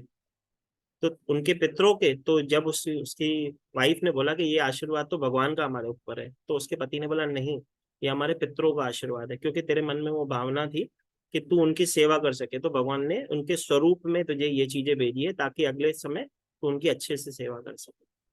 ठीक है। तो देखो, बात तो होती है मन के भाव की, आप उसको क्या खिला रहे हो, किसको खिला रहे हो, उसकी बात है ही नहीं। बात है आप अपने पितरों की सेवा कैसे कर रहे हो, इंपॉर्टेंट चीज वही है। ठीक है। जैसे कि हम सब बोलते हैं कौवे को भोजन करवाना चाहिए, सबसे पहला भाग कौवे का होता है। ठीक है। वैसे सबसे पहला भाग होता है अग्निदेव का, क्योंकि जब ब्राह्मण देवता, जैसे कि कहा जाता है कि जब हम भोजन कराते हैं तो स्वर्ग लोक में जब जाता है तो देवताओं को, ब्रह्मा जी ने कुछ ऐसे देवता रखे जिनके थ्रू वहां पे वो पहुंचता है, तो वो भोजन ग्रहण नहीं कर पाते थे। जब धरती पे बहुत सारे लोग अपने पितरों की सेवा करने लगे, वो भोजन ग्रहण नहीं कर पाए, तो अग्निदेव जी ने वहां पे उस सभा में उपस्थित थे, तो बोला मैं आपके साथ खाना खाने चलूंगा, पहला भाग मुझे अर्पण करना ताकि आप अच्छे से बाद में खा सको। ठीक है। लेकिन हमारे शास्त्रों के अनुसार कहा गया, कौवे को एक वरदान दिया गया है जिसमें कहा गया है कि कौवा जो है सबसे पहला भोग उसको लगता है।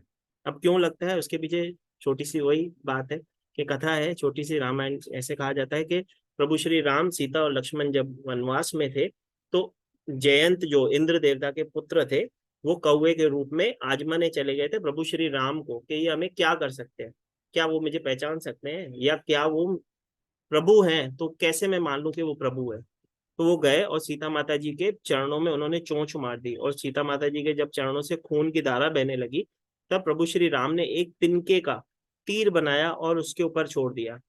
वो जब कौवा बहुत भागा, मतलब जयंत जी जो थे, इंद्रदेव के जो पुत्र थे, बहुत ही बचने की कोशिश की लेकिन नहीं बच पाए, उनकी आंख उसमें फूट गई। और जब वो प्रभु के चरणों में आ गए और प्रभु से माफी मांगी कि मैं इंद्रदेव का पुत्र जयंत हूँ, मेरे मन में वो भाव आ गया था कि मैं आपकी परीक्षा ले सकूं, तो मैं तो भूल गया था कि आप खुद प्रभु हो, मैं आपकी परीक्षा कैसे लेना, तो मुझे माफ कर दें। तो प्रभु ने बोला क्योंकि मुझे भी मालूम नहीं था कि जाने अनजाने कि तुम इंद्र के पुत्र हो और तुमसे ये भूल हो गई है, तो मैं तुम्हें माफ करता हूँ, तुम्हें एक आशीर्वाद देता हूँ। तो उन्होंने बोला तुमको क्या चाहिए, मुझसे मांग लो। तो जयंत जी ने बोला मुझे कुछ नहीं चाहिए, मुझे सिर्फ आपका आशीर्वाद चाहिए। तब प्रभु श्री राम ने उन्हें कहा कि पृथ्वी लोक में जब भी कोई अपने पितरों को भोग लगाएगा, तो जब तक तुम उसे नहीं छुओगे तब तक वो सफल नहीं माना जाएगा। ठीक है। तो इसके कारण उनका मान और सम्मान आज भी होता है। आज भी कहते हैं कौवा एक ही आंख से देख सकता है, दूसरे से नहीं देख सकता। ठीक है। तो ये एक प्रथा है जिसे हम फॉलो करते हैं, जिसे हम कहते हैं कि कौवे को भोजन पहले कराते हैं, क्योंकि भगवान श्री राम का उसे आशीर्वाद जब वो भोग लगाते हैं तभी सफल होता है। लेकिन एक छोटी सी चीज मैं यहाँ पे कहना चाहूंगा, जो कि मुझे यहाँ नहीं कहनी चाहिए, फिर भी मैं कहूंगा, क्योंकि मैं अपने आप को जब बोलता हूँ, जैसे कि सब यहाँ पे जो मेरे से पुराने जुड़े हैं उन सबको मालूम है, जो मेरे मन में होता है वो मैं चीज जरूर शेयर करता हूँ। तो अगर आपके माता पिता जीवित हैं तो उनकी सेवा अभी कर लो, बाद में कौवे को भोजन खिलाने से कुछ फायदा नहीं। ठीक है। छोटी सी चीज है, समझने वाली चीज है। अगर हम हमारे माता पिता, क्योंकि मैंने सबसे आज पहली लाइन ही मैंने ये बोली थी कि हमारे सनातन धर्म में सबसे ऊंचा स्थान हमारे माता पिता को दिया गया है। अगर हमारे माता पिता जीवित हैं, सास ससुर जीवित हैं, अगर हम उनकी सेवा नहीं कर पा रहे हैं, बाद में उनके तस्वीरों को या कौवे को भोजन करा के हमको ऐसा लगता है कि उनका आशीर्वाद आ जाएगा, तो फिर वो वाली कहावत हो जाएगी, जब अब पछताया हो तो क्या, जब चिड़िया चिग गई खेत। ठीक है। तो अगर जीवित हैं तो उनकी सेवा भी जिस जन्म में कर लो। ठीक है। वो जो ब्लेसिंग अभी, दुआएं जो आपको अभी दे सकते हैं, वो उसके बाद में नहीं मिलेगी, तो वो तो आपको अवश्य करना चाहिए। ठीक है। देखो, हर किसी का एक मत होता है, हर किसी एक दुख नहीं देखने की एक ज्ञान होता है, हर किसी का देखने का एक नजरिया होता है। जो मेरा मन कहता है मैं अपने आप को रोक नहीं पाता हूँ, क्योंकि मैं हमेशा कहता हूँ, जब मैं व्यास मंच में बैठता हूँ महाकाल बोलते हैं, मैं नहीं बोलता हूँ। ठीक है, तो मेरे मन में ये चीज आई कि एटलीस्ट ये चीज याद रखें, अपने जीवित माता पिता की सेवा करें। ठीक है, हो सके तो ये वीडियो अपने बच्चों को लास्ट वाला तो जरूर दिखाई देना।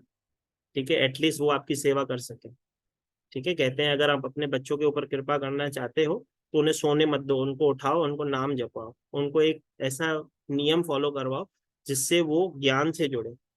ठीक है, क्योंकि अपने गुरुओं का नाम तक उन्हें मालूम नहीं होता है, अब जिस भगवान को मानते हैं उनका नाम तक उन्हें मालूम नहीं होता है, तो ये चीज हम उनको कौन सिखाएगा, हमको ही तो सिखानी है। ठीक है, तो जब हमको मालूम होगा तभी तो हम उनको सिखाएंगे, क्योंकि हम सब यहाँ पे एस्ट्रोलॉजर न्यूमरोलॉजिस्ट बैठे हैं, सबको मालूम है। जिस जो भी 2000 सन के बाद के बच्चे हैं कहीं ना कहीं बहुत ज्यादा सेंसिटिव होंगे, वो कभी भी कोई भी डिसीजन लेने से पहले सोचेंगे नहीं, कुछ भी अपने आप को कर सकते हैं। तो अगर उनके मन में ज्ञान की जोत होगी, किसी गुरु से किसी धर्म से जुड़े होंगे, तो उनको वो चीजें परेशान कम करेंगी। छोटी सी बात है। ठीक है, तो अब चलो, अब जिसके लिए इतनी देर से आप सब रुके हो, सबसे पहले आप सब जने थोड़े थोड़े उपाय लिख लो। ठीक है, कि हमको कौन से उपाय कर लेने चाहिए। ठीक है, मैंने जो भी अभी तक ये चीजें बताई, ये इसके लिए बताई कि आपको सनातन धर्म के बारे में इतनी एटलीस्ट जानकारी होनी जरूरी है। ठीक है, कि हमारे पेट, जब हम ब्राह्मण को भोजन कराते हैं, पेट में हमारे पिता दिखते हैं। ठीक है, क्योंकि माता सीता जी को जब दिख सकते हैं तो हमको भी दिख सकते हैं, हमारे मन में सिर्फ वो भाव तो होना चाहिए। ठीक है, चलो, तो जैसे कि मैंने कहा, जब हम घर में श्राद्ध स्टार्ट होते हैं तो सबसे पहली चीज जो हमें करनी होती है, वो हमें करनी होती है घर को पहले तो क्लीन करना होता है, और साउथ वेस्ट दिशा को तो एकदम साफ रखना चाहिए। वहीं पे हमारे पूर्वजों की तस्वीर रखनी होती है, मतलब रखनी होती है। घर को जब हम साफ करते हैं, घर का गेट, रसोई, बाथरूम, पूरा परिसर साफ करते हैं। ठीक है, क्योंकि हम किसी अपने पूर्वजों का आह्वान कर रहे हैं, तो घर एटलीस्ट साफ होना चाहिए। उसके बाद कहा जाता है कि 15 दिन के 15 दिन अगर आप सामग्री किसी भी गरीब को डोनेट कर सकते हो, ग्रोसरी मतलब घर के खाने का आवश्यक सामान, अगर आप श्राद्ध नहीं मानते हो, श्राद्ध नहीं कर रहे हो, श्राद्ध को फॉलो नहीं कर रहे हो, किसी को अपने पितरों के बारे में मालूम नहीं है, जैसे कि मैंने बताया, जिसको नहीं मालूम है वो क्या कर सकता है, उसके बाद भी अगर उसके पास समय भी नहीं है, तो 15 के 15 दिन जब भी आपको समय मिलता है, कुछ ना कुछ किसी ऐसी गरीब की मदद करो, उसको ग्रोसरी डोनेट करो, उसकी ब्लेसिंग्स भी वही आएगी। उसके बाद जैसे मैंने घर के मुखिया, मतलब जो घर का मेन व्यक्ति होगा, ठीक है, वो एक पीपल का पेड़ अवश्य पितृ पक्ष में लगाए। घर के बाहर कहीं पे भी एक पीपल का पेड़ अवश्य लगाएं, किसी गार्डन में लगाएं, घर के बाहर परिसर में लगाएं। उससे क्या होगा, जैसे जैसे उस पीपल के पेड़ की जड़ें मजबूत होगी, वैसे वैसे ही आपके जीवन से प्रॉब्लम्स खत्म होगी, आपके पितरों का आशीर्वाद उसमें बना रहेगा। जैसे कि मैंने बोला, गाय को, कुत्ते को, कौवे को और पक्षियों को सबसे पहले उनका भोजन निकालना है, उसके बाद ही आपको भोजन खाना है, भले ही से आप पितृपक्ष को फॉलो कर रहे हो या नहीं कर रहे हो। पहले उनका भोजन निकालो, उसके बाद भोजन ग्रहण करो और उनको वो दो। जिस भी स्थान पे आपने पूजा की है या आपके पितरों की तस्वीर है, आपको सरसों का दिया जलाना चाहिए। सरसों के तेल का ही दिया जलाते हैं पितरों के आगे। एक और मैं हमेशा चीज बोलता हूँ, जो कि मैं रेमेडीज दूसरे क्लास में देता हूँ, कि जब भी आपको ऐसा लगता है कि पितृ दोष है हमारे घर में, तो अपने एक कॉटन लेंगे, उसके ऊपर इत्र लगाएंगे या परफ्यूम लगाएंगे, और अपने पितृ की ऐसे कहेंगे, समझो ये मेरा फोटो है, तो उनके वो कॉटन से कोने में कॉटन से उसको पूरे को स्प्रेड करेंगे। ठीक है, तो ये भी एक किस्म की पितृ दोष को कंट्रोल करने की विधि होती है। एक और चीज, जब भी आपके घर में कोई भी मांगलिक कार्य होता है, तो सबसे पहला भोग जैसे हम भगवान को लगाते हैं, उसके बाद दूसरा भोग आप अपने पूर्वजों को अवश्य लगाएं। ठीक है, हम बर्थडे केक काटते हैं, केक तो सब काटते हैं, ठीक है, तो जब हम केक काटते हैं तो एटलीस्ट पहला पीस भगवानों को, दूसरा अपने पूर्वजों को अर्पण करें, उसके बाद आप आपस में बांट के खाएं। ठीक है, कुछ मर्यादा होती है ताकि उनका आशीर्वाद आपके घर पे बना रहे। जिनके घर में सही में पितृदोष की, जिसको महाराज ने बोला कि तुम्हारी कुंडली में पितृदोष की समस्या है, वो 7 सूखे नारियल बहते हुए जल में बहाएं इस पितृ पक्ष के अंदर। जिसके यहाँ बहता हुआ जल नहीं है वो ये उपाय नहीं करे। ठीक है। इस पितृपक्ष के अंदर जो घर का मुखिया है वो एक पीला धागा लेगा, पीला धागा लेगा और उसे पीपल के पेड़ पे राउंड कर देगा 7 बार।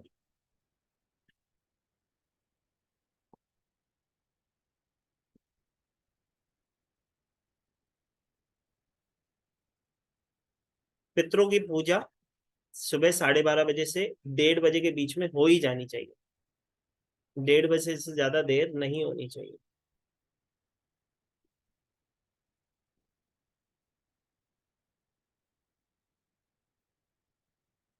जैसे कि अभी शर्मा जी का एक क्वेश्चन था कि मेरे पास में अगर भाई नहीं है जो मेरे पितरों की सेवा कर सके, या कोई जेंट्स नहीं है जो सेवा कर सके, तो उनके घर में जो पुत्र हो वो कर सकता है। ठीक है। और श्राद्ध किस किस को करना चाहिए? माता पिता का श्राद्ध करना आवश्यक होता है, दादा दादी का श्राद्ध अवश्य करना होता है, और नाना नानी का श्राद्ध भी अवश्य करना होता है। 6 श्राद्ध जो होते हैं पूरे 15 दिन में जरूर होने चाहिए।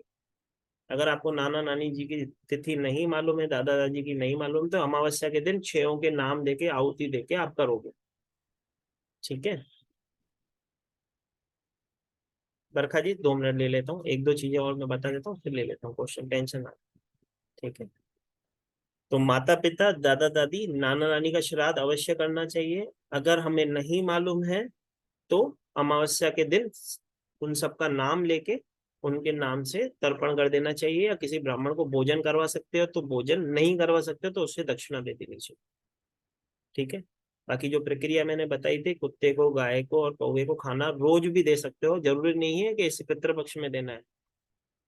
ठीक है। ये सेवा आप कभी भी कर सकते हो, इससे वैसे भी हमारे ग्रह भी बैलेंस होते हैं। ठीक है। जो अपने माता पिता की संपत्ति को प्रयोग कर रहा है, जैसे कि वर्षा जी ने बोला, जो अपने माता पिता की संपत्ति का प्रयोग कर रहा है और उनका श्राद्ध नहीं कर रहा है, तो उससे तो अवश्य ही करना है। ठीक है। क्योंकि अगर हम हमारे पूर्वजों की बनाई हुई मेहनत का यूज कर रहे हैं, उनके जीवन जो उन्होंने अपनी मेहनत करके ये घर हमें बना के दिया था, ठीक है, उसका हम अगर यूज कर रहे हैं तो एटलीस्ट हमको तो उनकी तो पूजा कर लेनी चाहिए, उनका तो श्राद्ध कर ही देना चाहिए। ठीक है। एक और चीज, जब हम अर्पण करते हैं तो आटे को लेते हैं। जब हम भोग लगाते हैं, या ऐसे कहें कि हमको अगर तर्पण करना है, तो एक और चीज भी कर सकते हैं। अगर हम किसी ब्राह्मण को नहीं खिलाते, ठीक है, तो एक प्रक्रिया होती है। आटा लेंगे, सफेद तिल लेंगे, काले तिल लेंगे, नारियल का बूरा लेंगे और साथ में शक्कर लेंगे। ये क्वांटिटी सबकी एक मात्रा में होनी चाहिए। एक मात्रा की क्वांटिटी को आप पीपल के पेड़ के इधर जाके चींटियों को देके आएंगे। ठीक है। अगर आप ब्राह्मण को भोजन नहीं करा सकते हो, किसी की पूजा नहीं कर सकते हो, डोनेशन नहीं कर सकते हो, तो एटलीस्ट इतना कर लो।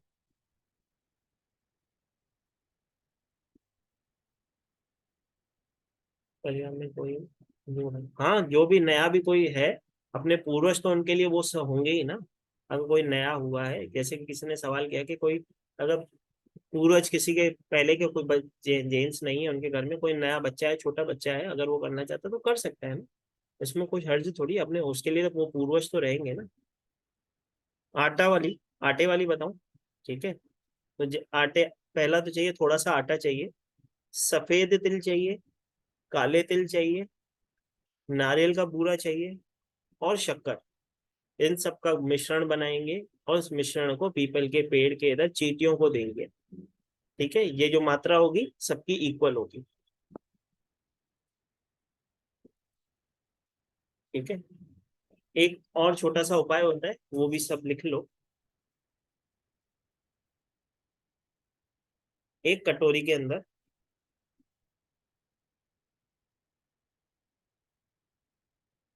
एक कटोरी के अंदर थोड़ा सा कपूर का टुकड़ा डालेंगे। ठीक है। थोड़े से चावल डालेंगे। ठीक है। और घर के बाहर उसको जला देंगे, चावल। ठीक है। उस चावल को पक्षियों को दाना दे देंगे, जब वो जल जाते हैं उसके बाद वो पक्षियों को दाना दे देंगे। ठीक है, तो ये भी एक उपाय है अपने पितरों को शांत करने का। एक गंगा जल का भी उपाय होता है, वो भी लिख लो।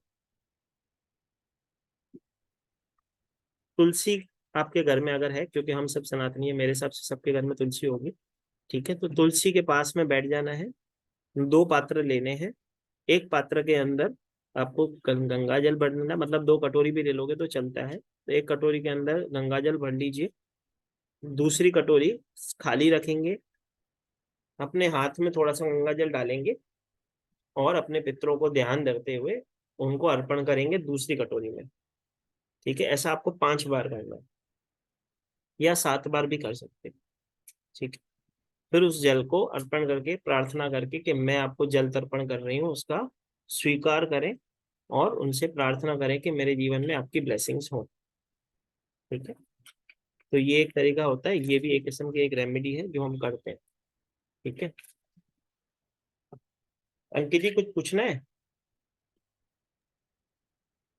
सर मैं ये पूछ रहा था कि श्राद्धों के दौरान अगर कोई घर में न्यू बॉर्न बेबी आ जाता है तो भी क्या हम श्राद्ध प्रक्रिया कर सकते हैं? Why am asking because somebody said कि श्राद्धों में अगर कोई नया सूतक जन लग घर में जाता होता है है ना। तो हाँ, सूतक मैं लग ये जाए। जानना चाह रहा था। नहीं, मेरे को लगा कि कोई बच्चा अभी नया हुआ है, मतलब कहने का मतलब 1 2 3 साल 4 साल 5 साल का होगा तो वो करना चाहे तो कर सकता है। मेरे ब्रदर को भी 2 दिन पहले ट्विंस हुई है, लड़कियां। तो मैंने किसी से पूछा, उसने बोला भी इस बार के श्राद्ध स्किप कर दो। तो क्या ये सही है? ये पूछ रहा हाँ सही है, सही है। हमको जब सूतक लग जाता है तो हम नहीं करते, लेकिन आप डोनेट जरूर कर सकते हो। ठीक हूँ। है, और आप पंडित को वो खाना खिला सकते हैं? डोनेट कर दो। ठीक है, आप उनको डोनेशन दे दो, कुछ दक्षिणा दे दो, खाना मत खिलाओ, कोई बात नहीं। मन में भाव रख के दो। 15वें दिन तक किसी भी दिन के हिसाब से ना, जैसे आप बताया था आपने, चौथा अमावस्या, 5वां छठा देखो 8वां। सुनो, अमावस्या के दिन आप कोई भी खिला सकता है, उसके लिए कोई बाउंडेशन नहीं होती है। ठीक है, अमावस्या का दिन जो होता है लास्ट डे रात का होता है, उस दिन कोई भी खिला सकता है। ठीक है, एक छोटी सी विधि में पहले लिख लीजिए सब जने। ठीक है, जो लोग कैपेबल नहीं है, बाहर नहीं कर पाते हैं कुछ भी, ठीक है, तो घर में अगर तर्पण करना चाहें तो कैसे करेंगे, तो सब जने तर्पण की विधि लिख ले। ठीक है, अगर आप करना चाहो तो कर सकते हो अपने घर में। ठीक है, किसी ब्राह्मण की आवश्यकता उसमें नहीं होती है, अगर आप भी करना चाहो तो आप कर सकते हो। ठीक है, तो आपको सबसे सर्वप्रथम हम कोई भी कार्य करते हैं तो गणेश जी का ध्यान करते हैं, तो गणपति जी का ध्यान करेंगे। मन में गणेश जी का ध्यान करके कि हम जो पूजा विधि करने जा रहे हैं उसमें हमसे अगर कोई भूल हो जाती है तो हम पहले ही क्षमा प्रार्थना करते हैं और उस पूजा को सफल करें और उसका फल हमें मिले। ठीक है, तो ये पहले पहले हमको गणेश जी को ध्यान करके बोल लेना है। उसके बाद हमें चाहिए साफ पात्र चाहिए। ठीक है, एक साफ बर्तन चाहिए, 2 चाहिए एक्चुअली। एक जिसमें हम सामग्री बनाएंगे, एक जो खाली होगा। ठीक है, तो हम एक साफ बर्तन लेंगे, उसके अंदर गंगा जल डालेंगे, थोड़ा कच्चा दूध डालेंगे, थोड़े जौ डालेंगे। ठीक है, थोड़े काले तिल। मैं फिर से रिपीट करता हूँ, सब जने लिख लें। एक साफ पात्र में गंगा जल डाल के, दूध डाल के, जौ डाल के, काले तिल डाल के, थोड़े चावल डाल के जो कि साबुत होने चाहिए, और थोड़ा चंदन डाल के उसको मिक्स कर लेंगे। ठीक है, मिक्स करने के लिए कुशवा घास जो होती है, घास जिससे हम तर्पण करते हैं, उस घास से ही उसको मिला देंगे। दक्षिण की तरफ अपना मुख रख के, मतलब हमारा मुख दक्षिण की तरफ होना चाहिए, मुख रख के पहले हम अपने हाथ में वो तर्पण पकड़ते हैं। ऐसे कहें कि वो घास कम ऐसे पकड़ते हैं, मैं आपको शेयर कर दूं अगर दिखा पा रहा हूँ तो। घास को समझिए, घास का टुकड़ा है, मैंने ऐसे पकड़ा। ठीक है, उसको ऐसे पकड़ते हैं और जब देते हैं तो हम ऐसे करके देते हैं। ठीक है, जब भी हम लेते हैं अंजलि ऐसे करके देते हैं। ठीक है, हाथ दिख रहा है मेरा, ऐसे करके देंगे। ठीक है, ये तर्पण देने की विधि होती है। सबसे पहले हम हमारे गोत्र का नाम लेंगे, सब जने लिख लें, ये विधि बहुत ही काम आने वाली चीज है, आप किसी को शेयर एटलीस्ट कर पाओगे।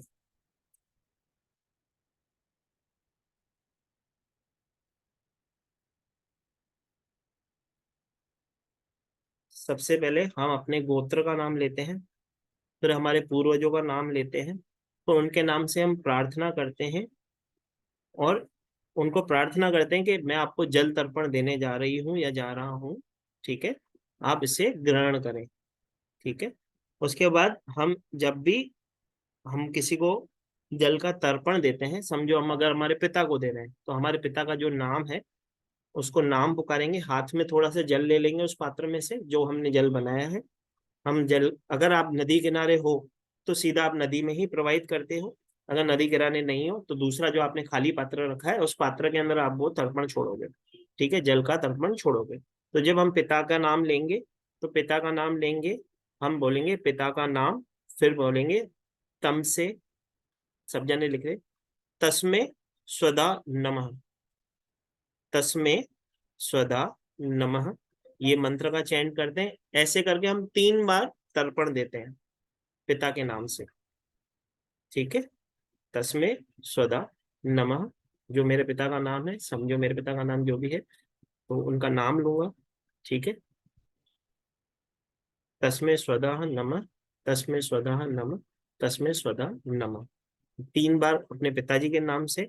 फिर हम देते हैं हमारे दादाजी के नाम से।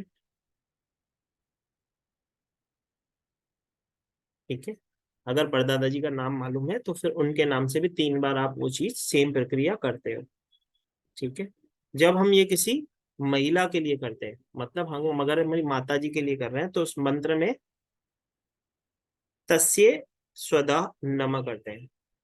पहले जो हमने किया तस्मे स्वदा नमः किया था, अब जब लेडीज के लिए करते हैं तो तस्य स्वदा नमः का चैंट करते हैं।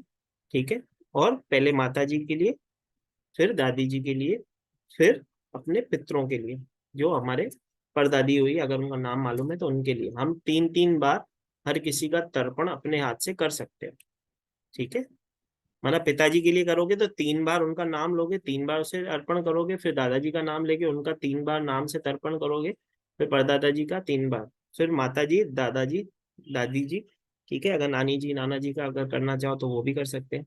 ठीक है, जैसे कि जिसको अपने बारे में तिथि नहीं मालूम है, कौन सी तिथि को मेरे पिताजी दादाजी दादी जी का है, मैं पहले भी बता चुका हूँ, फिर से रिपीट कर रहा हूँ आपको। अमावस्या के दिन, मतलब लास्ट दिन, आपको लास्ट के दिन आप वो ये चीज प्रक्रिया कर सकते हो जिससे आपके पूर्वजों को नरक से मुक्ति मिलती है। उनको जो आप जल तर्पण देते हो वो उनसे उनको तृप्ति होती है और उनको वो भोजन पहुंचता है। जैसे कि मैं बता चुका हूँ कौन कौन सी योनि में किसी किसको कैसे कैसे पहुंचता है। ठीक है, जब भी हम जल का तर्पण करते हैं तो हम क्या बोलते हैं, उन सभी को मैं जल से तर्पण दे रहा हूँ, जिनसे मैं उन सभी को मैं जल का तर्पण दे रहा हूँ जिनसे उनको तृप्ति मिले। ये आपको बोलना होगा कि मैं जिसका भी नाम आप लोगे, जैसे कि अपने पिताजी के लिए, तो आप उनके लिए बोलोगे कि मैं उनको जल का तर्पण दे रहा हूँ ताकि उनको तृप्ति मिले। ठीक है, मैं उनको जल तर्पण दे रहा हूँ, जल का तर्पण दे रहा हूँ ताकि उनको तृप्ति मिले। मेरे पूर्वज जिनका नाम मुझे नहीं मालूम है, मैं उनको जल का तर्पण दे रहा हूँ ताकि उनको तृप्ति मिले। मेरे वो बंधु भाई जिनको मैं तर्पण दे रहा हूँ जिनसे उनको तृप्ति मिले। मेरे पूर्व जन्म के बंधु भाई जिन्हें मैं जानता हूँ, जिनको मुक्ति नहीं मिली है, मैं उनके लिए तर्पण देता हूँ ताकि उनको मुक्ति मिले। मेरे इस जन्म के बंधु भाई जिनको मैं नहीं भी जानता हूँ लेकिन अगर उन्हें मुक्ति चाहिए तो मैं उनके लिए भी जल का तर्पण देता हूँ ताकि उनको भी मुक्ति मिले। ठीक है, देव, पितृ, ऋषि, मानव सहित ब्रह्मदेव को भी मैं तर्पण देता हूं ताकि जो मेरे से जुड़े हुए लोग हैं उनको भी तृप्ति मिले।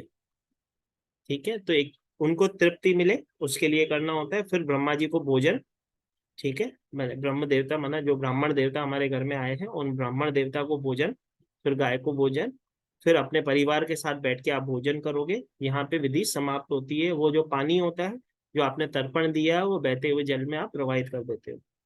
ठीक है, तो आप घर में भी अपने पूर्वजों को तर्पण दे सकते हो। ठीक है, जब आप तर्पण दोगे आप स्वच्छ होने चाहिए। आपने सोच वगैरह, मतलब ऐसा कहने का मतलब नहाने के बाद वापस सोच वगैरह किया हो तो पहले नहा लेना अच्छे से वापस। ठीक है, क्योंकि हम किसी पूजा विधि में बैठते हैं तो हमारा स्वच्छ होना आवश्यक होता है। ठीक है, तो जैसे ही आप नहा लेते हो उसके बाद आप ये पूजा विधि को अपना सकते हो। उसके बाद आप भोग लगा सकते हो। ठीक है, और जो सामग्री आपने अपने पूर्वजों के लिए निकाली हो उस ब्राह्मण देवता को दे सकते हो। और जब आप उनको दोगे तो आप मन में ये भावना रखेंगे कि आप अपने पूर्वजों को पहुंचा रहे हो। ठीक है, तो ये जो क्लास थी, जो कि ब्लेसिंग क्लास थी, मैं चाहता था कि अपने धर्म के बारे में लोगों को अवश्य मालूम होना चाहिए, ठीक है।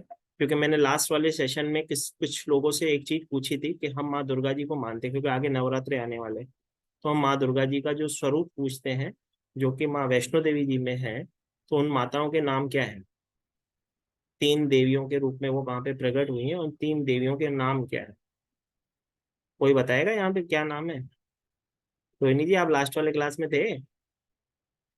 नहीं थे तो बताओ, ठीक है। जो थे वो नहीं बताएंगे, ठीक है। सर मतलब ऐसे जो मुझे जो पता है वो है महासरस्वती, महालक्ष्मी और महाकाली, ठीक ये है, पता है। और कोई पर्टिकुलर नेम है तो वो नहीं पता बस ये। यही नाम है, ठीक है। तो जब हम पूछते हैं माता जी के नाम क्या है, तो हमें काफी लोग ऐसे हैं जिनको नाम मालूम नहीं है कि माँ लक्ष्मी जी, माँ सरस्वती जी और माँ काली जी के रूप में वहां पे माता जी पिंडी रूप में दर्शन देती है। लेकिन अगर ये माँ काली, माँ लक्ष्मी, माँ सरस्वती है, तो वैष्णो देवी जी कहाँ है बताओ? ये स्थान इन वैष्णो माता का है ना, तो हाँ, वैष्णो देवी कहाँ है? ऐसा मतलब कहा गया कि इन तीनों का वो जो एक रूप है ना, उनको वैष्णो देवी मतलब कहा गया है। और ये तो 5 फीट की मूर्ति रहती है, उसमें सिर ऊपर रहता है, बाकी पूरा बॉडी पार्ट जमीन से नीचे। चलो मैं जी। बताता हूँ। आज भी माँ वैष्णो देवी जी वायु रूप में वैष्णो अच्छा। देवी जी के पर्वत पे विराजमित हैं, जो कि प्रभु श्री राम जी का इंतजार कर रही हैं कि ताकि वो यहाँ पे आए इस कलयुग में और उसमें वो समाहित हो, ठीक है। तो जहाँ पे पिंडी रूप में हम दर्शन करते हैं माँ वैष्णो देवी जी के, माँ काली, माँ लक्ष्मी, माँ सरस्वती जी के रूप में, माता वैष्णो देवी की जो दर्शन है, माँ वैष्णो देवी वहां पे वायु रूप में विराजमित है और प्रभु श्री राम का इंतजार कर रही है कि उनके अंदर सम्मानित हो, ठीक है। हाँ, काल की रूप उनका। कलगी रूप में, हाँ, ठीक कल है, की रूप। कलगी के रूप में उनको सम्मानित हो, ठीक है। तो देखो, अपने धर्म के बारे में एटलीस्ट इतना मालूम होना चाहिए। नवरात्रों में सब जने जोत जलाते हैं, फास्ट रखते हैं, ठीक है, लेकिन माता के नाम नहीं मालूम होंगे तो सही नहीं है। हमको एक्चुअली किसी को बता तो सके हम किसको पूज रहे हैं, ठीक है। जानते सब है, मानते सब है, लेकिन कहीं ना कहीं थोड़ा बहुत ज्ञान की कमी के कारण परेशान हो जाते हैं, ठीक है। चलो, अभी क्लास से रिलेटेड किसी को कोई क्वेश्चन पूछना हो तो मेरे से पूछ सकते हैं, ठीक है।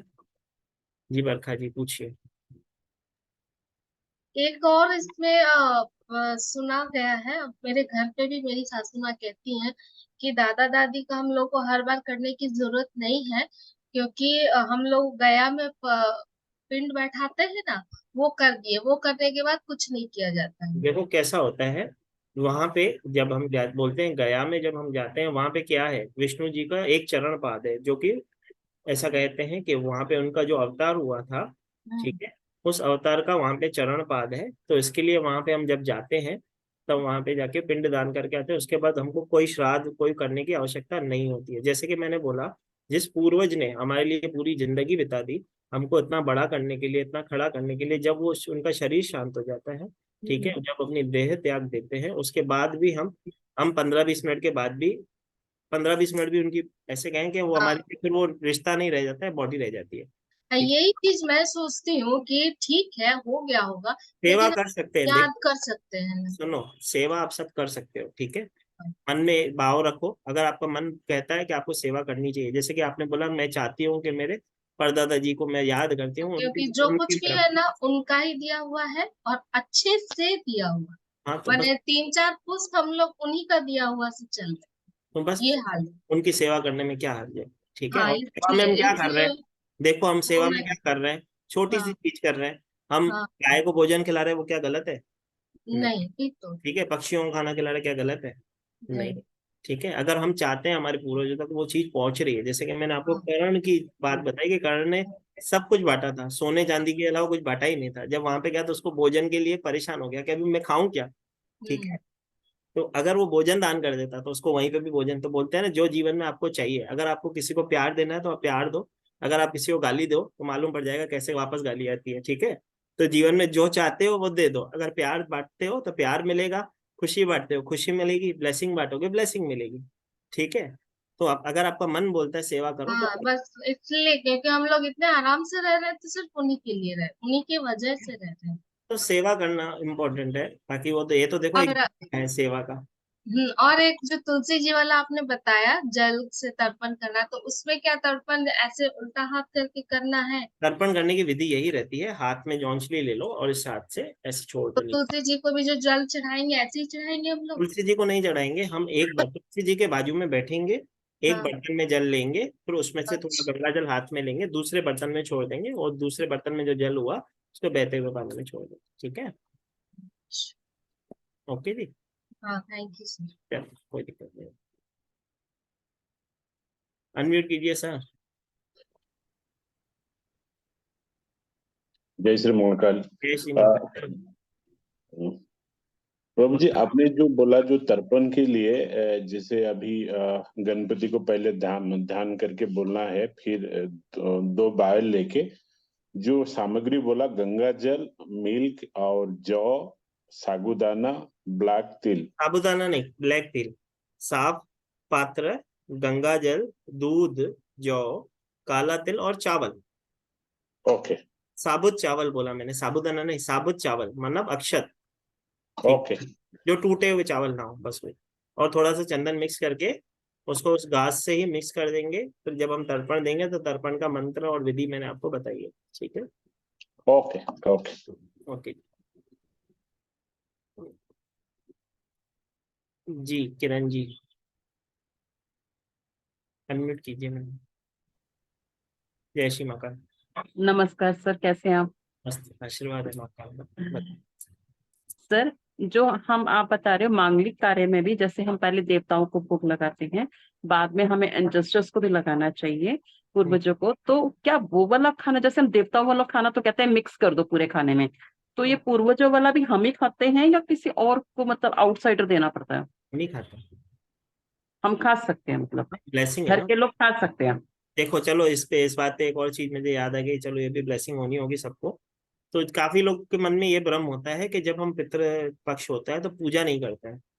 ठीक है, काफी लोग पूजा ही नहीं करते हैं घर में, कि पितृ पक्ष है, नहीं पूजा नहीं करेंगे नहीं तो पूर्वज नाराज हो जाएंगे, तो ये गलत है। ठीक है, ये भ्रम है। जब आप पूजा करते हो और अपने पितरों की सेवा करते हो तो उनका फल भी उन्हें मिलता है। ठीक है, तो अगर हम उनके लिए पूजा कर रहे हैं, उसका फल अगर उनको जा रहा है तो जाने देना, हम क्यों अपनी पूजा को स्टॉप करें। ठीक है, उल्टा सुबह शाम दोनों टाइम, अगर आप एक टाइम करो तो दो टाइम करो। ठीक है, उल्टा उनके लिए एक माला, आप जिसको भी मानते हो उसकी माला करके उनके नाम से कर दो, ताकि उनको उसका फल मिले, उनको मोक्ष हो। ठीक है, जी सर। सर एक बार और, जैसे हम लोग लास्ट में अमावस्या पे वन साइड सरसों का तेल जगाते हैं मेन गेट पे, तो क्या हम 15 दिन पूरा ही वन साइड सरसों के तेल का दिया जगा सकते हैं मेन गेट पे? मतलब ये चला अच्छा करना चाहिए? होता है, अच्छा ही होता है ना सर। देखो वैसे तो पूर्वजों के आगे रोज ही दिया जलाना चाहिए, जहाँ पे आपके पूर्वज की तस्वीर है वहां पे रोज ही दिया जलाना चाहिए। ठीक है, जैसे कि मैंने आज सबसे एक चीज शेयर की थी कि गरुड़ भगवान ने श्री विष्णु जी को पूछा था कि मेरे को एक सवाल का जवाब दे दो। ठीक है, क्योंकि सब अरविंद जी की क्लास में आने वाले हैं तो अरविंद जी को उनको बताना पड़ेगा। ठीक है, तो वही वाली बात है कि देखो, पूर्वजों की सेवा करने से कभी पीछे नहीं हटना। पूर्वज हमें ब्लेसिंग ही देते। देखो कोई, मैंने एक चीज बताई थी आज स्टार्ट होते क्लास में, मैंने ज्वाइन करते ही चीज बोली थी, भगवान पूर्वजों से डर के पूजा नहीं करनी है। ठीक है, डरना नहीं है, वो हमारा कभी बुरा कर ही नहीं सकते। दादा हमारा सेवा हमने की, जीवन भर हमने उनके साथ बिताया, उन्होंने जब हम हुए थे वो कितने खुश हुए होंगे, तो हमको कैसे बदुआ दे सकते हैं। ठीक है, ये तो डराने वाली बात है। देखो क्योंकि सब हम कहीं ना कहीं किसी न किसी साइंस से जुड़े हैं, तो देखो काफी लोग ऐसे हैं जो ऐसा अंधविश्वास फैला रहे हैं कि आपको अगर पितृ दोष है तो आपको ये कर लेना चाहिए, नहीं तो आपका कल्याण नहीं होगा। तो ठीक है, हर किसी को देखो, हर किसी की जो समझ है, जो जिसके गुरु का ज्ञान है, उस सबका महान, उन सबको हमारी तरफ से सम्मान है। ठीक है, लेकिन जो सच है तो सच है। कभी कोई माँ बाप, आप अपने बेटे को या बेटी को कभी बदुआ दोगे, भले ही वो कितना भी परेशान कर दे। ठीक है, 2 मिनट के लिए परेशान होगे लेकिन प्यार तो उसी को करोगे, डांटोगे तो भी दो थोड़ी देर के बाद उसको तो आप ही मनाने जाओगे। तो कभी भी कोई पूर्वज हमको परेशान नहीं कर सकते। ठीक है, बस ये है कि हमारे जीवन में अगर कोई परेशानियां आ रही है, अगर कोई बोल रहा है आपकी कुंडली में परेशानी है, तो कुछ नहीं, उनको प्रसन्न करो। ठीक है, प्रसन्न करने का, ताकि उनकी ब्लेसिंग आ सके। वो कैसे होगी, जब हम उनकी सेवा करेंगे। हम अगर कुछ घर में अच्छे से कुछ कार्य कर रहे हैं, खुशी में हम उनको याद नहीं कर रहे हैं। ठीक है, जी। अगर आप मरने के बाद आप सोच रहे हो कि कौआ भोग लगा ले तो मेरे पिता को पहुंच गया, तो ये कहाँ तक समझदारी है। ठीक है, उनको वरदान है। ठीक है, वो जयंत जी जो है इंद्रदेव के पुत्र है, उनको वरदान है, सत्य है। ठीक है, हमारे पुराण कभी झूठ नहीं बोलते। वो वरदान उन्हें दिया गया था, क्यों दिया गया था, कभी इससे ये सोचा है? इसके पीछे भी तो लॉजिक है, क्योंकि कलयुग में लोग उस चीज को मानते नहीं है। ठीक है, कितने लोग हैं जो पितृपक्ष को फॉलो करते हैं? बहुत कम। इस समय तो बिल्कुल ही नहीं मानते लोग, मानते ही नहीं है। तो हमारे शास्त्र कभी झूठ ही नहीं बोलते हैं। अगर आप किसी को अगर कुछ भोजन कराने से अगर फल मिलता है तो करवा दो ना।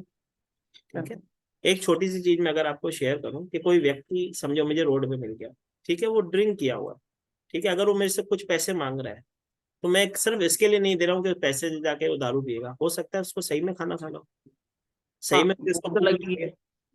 हाँ ठीक वही बात है ना कि पी के मतलब शराबी थोड़ी वो उसको मिलेगी बाद में, खाना तो चाहिए ही चाहिए। हो सकता है उसने सही में मेरे से खाने के लिए पैसे मांगे, मैं सोचूंगा उसको पैसे दूंगा तो ये तो जाके शराब पिएगा, तो कहाँ तक सही हूँ मैं?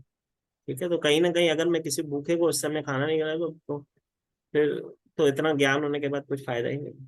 ठीक है, अगर हम किसी का जीते जी भला नहीं कर सकते फिर उसके बाद हम उम्मीद करते हैं कि हमारा सब भला हो तो कैसे हो? ठीक है, जैसे कि मैंने बोला, हम अगर हमारे माता पिता की सेवा नहीं कर सकते हैं और मरने के बाद कौवे से उम्मीद रखते हैं कि वो जाके भोग उन्हें लगाए, तो जीते जीते माता पिता की पूजा नहीं कर रहे हो, मरने के बाद कर रहे हो, तो फिर कोई, और वो भी खीर से। वो भी खीर से, कहाँ तक हम अच्छा सर, जो हम्म, डेली आप कह रहे हो दिया जगाने के लिए, वो देसी घी होता है या सरसों का तेल होता है? सरसों का तेल का ही दिया लगता है, पूर्वजों को सरसों के तेल का दिया लगता है। ठीक, अच्छा। जो कपूर वाली एक मैंने रेमेडी बताई, जो कटोरी के अंदर थोड़े सफेद चावल ले लो, उसके ऊपर कपूर रख के घर के गेट के बाहर जला दो, फिर उस चावलों को पक्षियों को दे दो। ठीक है, अगर आप किधर पेड़ वेड़ के इधर गार्डन में दे सकते हो तो उधर दे दो, अगर घर के अंदर आपके व्यवस्था है पक्षियों को देने की, खाने आते हैं तो उनको दे दो। ठीक है, thank you sir, thank you very much. जय श्री राम। बहुत अच्छा लगा किरण जी, बहुत दिन के बाद आपको देख के। जी सर, मुझे भी बहुत अच्छा लगा कि जैसे मैंने आपकी कॉल देखी ना, मैं कहा बहुत टाइम हो गया मिले हुए सर। अरे तो मैंने तो अभी प्रैक्टिस सेशन भी हमने किए थे टैरो के, आप आए नहीं थे। हाँ सर, एक्चुअल में क्लैश हो जाते हैं कई कोर्सेज ना, चलो कोई दिक्कत नहीं, इसीलिए। जी चलो कोई दिक्कत नहीं। ठीक है, जी, थैंक यू सर। जी जी, जय श्री माता जी। एक सेकंड जी, इस्माइली जी कुछ पूछना है? इस्माइली जी हैं? चलो पुष्पा जी का ले लेते हैं। पुष्पा जी, जय श्री महाकाल, बताइए, अनम्यूट करो। जय श्री महाकाल जी। जय श्री महाकाल जी। चंदन को कैसे मिक्स करके घिस के? अरे सूखा चंदन आता है जिसको अष्टगंधा बोलते हैं, वो मिलता अच्छा, है, अष्टगंधा। अष्टगंधा, थोड़ा सा डाल दो बस। अष्टगंधा की शीशी तो है मेरे पास। बस वो डाल दो थोड़ा सा, अच्छा, मैं नहीं पूछो। हाँ पूछो ना, अनम्यूट करो। हाँ हाँ जी सर। सर ये मैं पूछ रही थी कि ये जो सबसे पहले आपने बताया था ना कि सिंदूर भोजपत्र में, तो वो सिंदूर में पूछ रही थी, जैसे दो सिंदूर आता है ना, एक रेड कलर में एक ऑरेंज कलर में, तो कौन सा, रेड कलर से कि ऑरेंज कलर रेड वाला? कलर का जो सूखा सिंदूर आता है उससे दो। अच्छा ठीक है। और सर जैसे तीज पक्ष में क्या कहते हैं, दाढ़ी नहीं बनाते और बाल नहीं कटवाते हैं। देखो क्या होता है, पितृपक्ष के अंदर कोई भी नई चीज हम खरीदते नहीं है। ठीक जी। है, हाँ। क्योंकि वो अपशगुन माना जाता है, क्योंकि वो सब अपने पूर्वजों के लिए किया जाता है, जो भी हम करते हैं ना इस दिनों में सिर्फ अपने पूर्वजों के लिए करते हैं। ठीक है, हम्म। तो शेविंग वगैरह अगर नहीं कराएं, ठीक है, क्योंकि अगर तुम्हारे घर में श्राद्ध है, अगर आप पूजा विधि में बैठने वाले हो, ठीक है, तो शेविंग नहीं करवानी चाहिए, और साथ ही साथ ब्रह्मचर्य का उस दिन तो एटलीस्ट पालन कर ही लेना चाहिए। ठीक है, जी। तो एक जो नियम है जो हमारे पुराणों में लिखा है, मैंने नहीं बताया, ठीक है, जो मैंने भी अपने गुरुओं से सीखा है, मैं वही आपको ज्ञान प्रदान कर पा रहा हूँ। जी। तो जी, जैसे कुछ लोग होते हैं कि 15 दिन जैसे नहीं, मतलब पितृपक्ष मानते हैं और शेव वगैरह नहीं करते, तो मतलब फिर दुर्गा पूजा जैसे ही नवरात्र आता है फिर कर सकते हैं वो शेविंग वगैरह?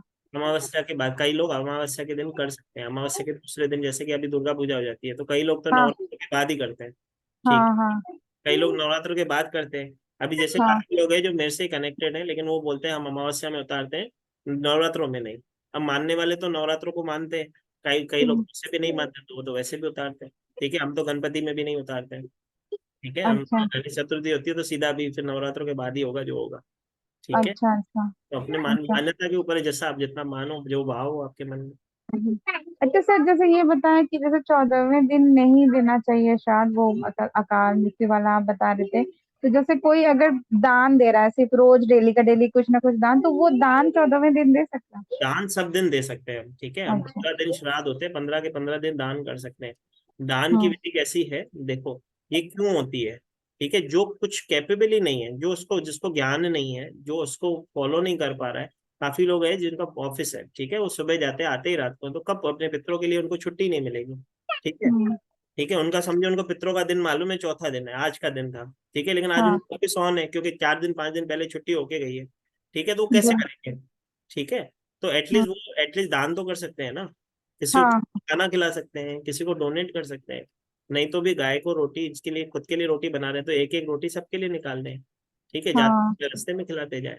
हाँ हाँ।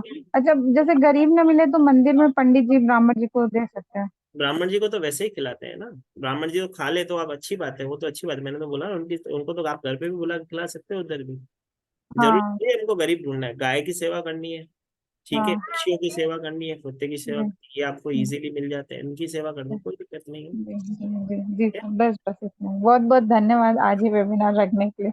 नहीं, देखो आपने उस दिन ही मुझे बोला था, मैंने बोला था कि मुझे थोड़ा समय लगेगा, ठीक है, क्योंकि मैं जी गणपति की सेवा में था, तो जैसे ही जी फ्री हुआ तो मैंने जल्द से जल्द कोशिश की आप तक ये ब्लेसिंग पहुंचे। जी, थैंक यू सर। मम्मी की तबीयत ठीक है बेटा? जी हाँ, अभी पहले से बहुत बहुत। चलो जी अच्छा, चलो जय श्री।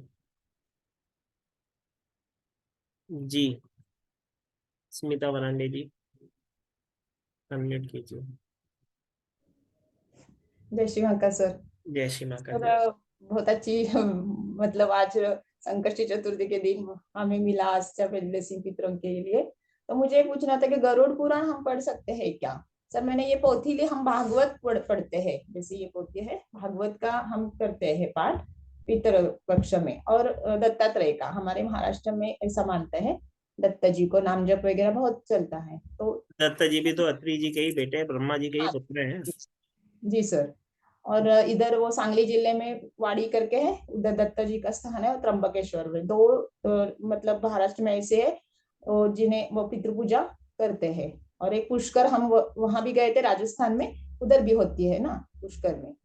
तो मुझे मतलब कौन सी, अभी तो हम दत्ता जी का नाम जप वगैरह करते हैं और भागवत भी पढ़ रहे हैं सर हम, तो देखो आप गरुड़ पुराण सुनो के सुनो, बारे में मुझे पूछना है। देखो जिससे आप जुड़े हो पहले वो कंप्लीट कर लो, ठीक है। अगर आप गरुड़ पुराण पढ़ना चाहते हो तो देखो, कोई भी शास्त्र कहीं पे भी ऐसा नहीं लिखा है कि कोई जेंट्स नहीं पढ़ सकता है या कोई लेडीज नहीं पढ़ सकती है। जो वेद बने हैं, जो शास्त्र बने हैं, सबके लिए एक समान बने हैं, ठीक है। क्योंकि गरुड़ पुराण के अंदर बातें गूढ़ होती है, ठीक है, तो लोग डरते हैं, जैसे कि मैंने बोला ना, खाली पितृपक्ष का नाम लेते हैं ना तो लोग डरते हैं। 12-13 दिन कोई भी नया कार्य करने से डरते हैं, उनको डर लगता है मेरे पूर्वज नाराज हो जाएंगे। पूरा साल जो, कोई ऐसे कहूँ कि कोई व्यक्ति कुछ सेवन कर रहा है, कुछ गलत सी कार्य कर रहा है, कुछ गलत एक्टिविटीज कर रहा है, तो ये 15 दिन तो वो भी संभल जाता है, ठीक है। उसको ये 15 दिन तो उसको भी डर लगता है कि मेरे पूर्वज ना नाराज हो जाए।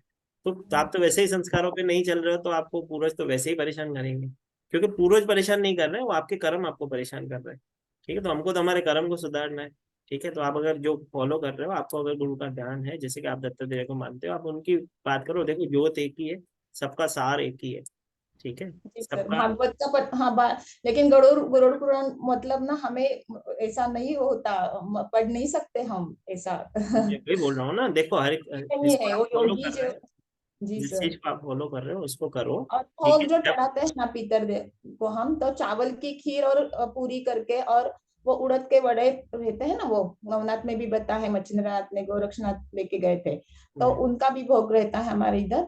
तो वैसा ही हम, और मछली को भी आटा खिलाते हैं, जैसे कौवे का भी बोला ना सर। तो वैसा मतलब ये सेवा हमारे पास से होते हैं, और तर्पण विधि भी करते हैं, और चावल के पिंड दान रहते हैं हमारे इधर। तो मुझे तो मालूम है, आप तो खुद ही, आपके ऊपर तो वैसे ही कृपा है बहुत सारी, ठीक है, ठीक है। आप पे सर भी कृपा है, आपके परिवार पे भी कृपा है, महाकाल करेंगे, आगे भी बनी रहेगी, टेंशन ना, ठीक है। धन्यवाद। चलो, जय श्री। जी रजनी जी, रजनी जी अनम्यूट करिए अपने आप को। हेलो। जी हाँ रजनी। सर, जय माता। सर मुझे एक क्वेश्चन पूछना था कि जैसे अभी किसी के बेबी एक्सपायर होते हैं, मतलब जैसे बॉर्न होने से पहले, जैसे एक्स एबॉर्शन हुआ है या तो बच्चा निकालना पड़ा या तो डेथ हो गया पेट में या कुछ ऐसे, तो उनका भी पितृ होता है कैसे? ऐसे क्वेश्चन पूछना। देखो, आपके मन में अगर भावना श्रद्धा है, आप डोनेट करो, ठीक है। ओके। शंका में नहीं पड़ना है, ठीक है। आपको हम्म भगवान की ब्लेसिंग है, ठीक है। हम्म देखो, भगवान की मर्जी से होता है, कहते हैं कण कण में शिव है, कण कण में ही वो समाये हैं, तो उनकी मर्जी के अलावा कुछ पता नहीं हिलता है, ठीक है। तो उसमें भी कुछ भलाई होगी, ठीक है। इसके ऊपर एक छोटी सी ऐसे कहूँ कि दृष्टांत है कि एक व्यक्ति था, गुरु गोविंद सिंह जी को बहुत मानता था। गुरु गोविंद सिंह जी के चरणों में जब भी उसको बच्चा होता था लेके जाता था। तो पहला बच्चा लेके गया, गुरु गोविंद सिंह जी ने उन्हें हाथ लगाया, वो बच्चा मर गया। दूसरी बार लेके गया तो मर गया। तीसरी बार लेके गया तो मर गया। चौथी बार उसकी बीवी लेके ही नहीं जाने दे रही थी, तो भी वो अपने गुरुओं का मान रखता था। गुरु गोविंद सिंह जी के पास लेके गया, तब उन्होंने उसे छुआ और बच्चे को हाथ में उठा लिया, गोदी में उठा लिया, चौथे बच्चे को, और उसका नामकरण भी कर दिया। तो जब वो बच्चा हुआ, तो जब उनकी जो उनकी ऐसे कहेंगे उनकी जो वाइफ थी, उन्होंने बोला कि गुरु आप एक चीज मुझे बताओ, जो मेरे मन में बहुत समय से शंका चल रही है कि आप तो परम पिता परमात्मा हो, आप खुद ज्योत हो गुरु की, तो आप अगर चाहते तो मेरे बच्चों को बचा सकते थे, आपने बचाया क्यों नहीं? आपके छूते ही वो मर क्यों जाते थे? तो गुरु कहने लगे कि इस मैंने मेरे कारण वो मरे नहीं है। वो क्यों मरे? तेरे पति की जो अनथक सेवा है, जो गुरु के प्रति उसका भाव है, तो जब वो बच्चे इस दुनिया में आए थे, वो जब बड़े होते, वो तेरे पति को इतनी पीड़ा देते। जो पहला बच्चा होता वो तुम दोनों को घर से निकाल देता, जो दूसरा बच्चा होता वो तुम्हारे में से एक जने का कत्ल कर देता, तीसरा बच्चा जो होता वो आगे चल के बेगुरु बनता। बेगुरु मतलब जो मांस मदिरा वगैरह खाता है, तुम्हारे कुल का नाश करता। तो गुरु ने तुम्हारे ऊपर वो कृपा की क्योंकि तुम्हारी इतनी श्रद्धा भाव है, तुमको इतना विश्वास है, ठीक है। जो चौथा पुत्र हुआ तो भी आप यहाँ पे लाए हो, तो ये पुत्र तुम्हारा नाम करेगा। और आज अगर मैं उनकी बात करें, ठीक है, अगर हम उन गुरुओं की बात करें, जो गुरुओं ने जिसको नामकरण दिया, वो बच्चे ने बड़े होकर बहुत ही लोगों की सेवा की, बहुत ही बड़े गुरुओं का स्थान उन्हें मिला। कहीं ना कहीं ऐसे कहें कि उनका एक गुरुद्वारा भी, मुझे अभी एट प्रेजेंट उनका नाम नहीं याद आ रहा है स्टेट का, ठीक है। वो कहा जाता है कि वहाँ पे जिस जगह पे गुरु नानक पातशाह वहाँ पे थे, वहाँ पे उन्होंने उनकी सेवा मनाई। ऐसे कहीं गुरु गोविंद सिंह जी महाराज की बड़े होकर उन्होंने सेवा भी की वहाँ पे, ठीक है। और उनका उनको आशीर्वाद भी मिला। तो कोई भी भगवान हमारे जीवन में अगर कोई चीज आने से पहले चली जाती है तो उसके लिए अफसोस नहीं करना है, ठीक है। भगवान हमारे लिए कभी भी अच्छा ही सोचेंगे, बुरा कभी नहीं सोचेंगे, ठीक है। तो ये विश्वास होना चाहिए, क्योंकि हम क्या थोड़े चतुर है ना। हम मंदिर में भी जाते हैं ना, तो अंदर मत्था टेक के आते हैं, लोगों को बोलते हैं हमने तो कुछ मांगा नहीं, भगवान को तो सब मालूम है, वो तो देने वाले बैठे, ठीक है। लेकिन अंदर बोल के आए होते हैं, भगवान ध्यान रखना मेरे घर वालों का, नहीं तो तू समझता है, ठीक है, नहीं तो मैं आऊंगा नहीं, नहीं तो ये भोग नहीं लगाऊंगा, या तो ये नहीं करूंगा। हम तो ऑफर एक्सचेंज ऑफर लेके जाते हैं ना भगवान के पास, ठीक है। तो बस कुछ परेशान होने की आवश्यकता नहीं है। आप अगर चाहते हो, आपके मन में कोई श्रद्धा आ रही है उसके प्रति, तो आप कुछ डोनेट करना चाहो तो कर सकते हो, नहीं तो पक्षियों को खाना खिलाओ, कोई दिक्कत नहीं, ठीक है जी। जी लीना जी। जय श्री महाकाल सर। जय श्री महाकाल जी। सर आपने जो ये अभी बताया था ना भोजपत्र वाला, हम्म।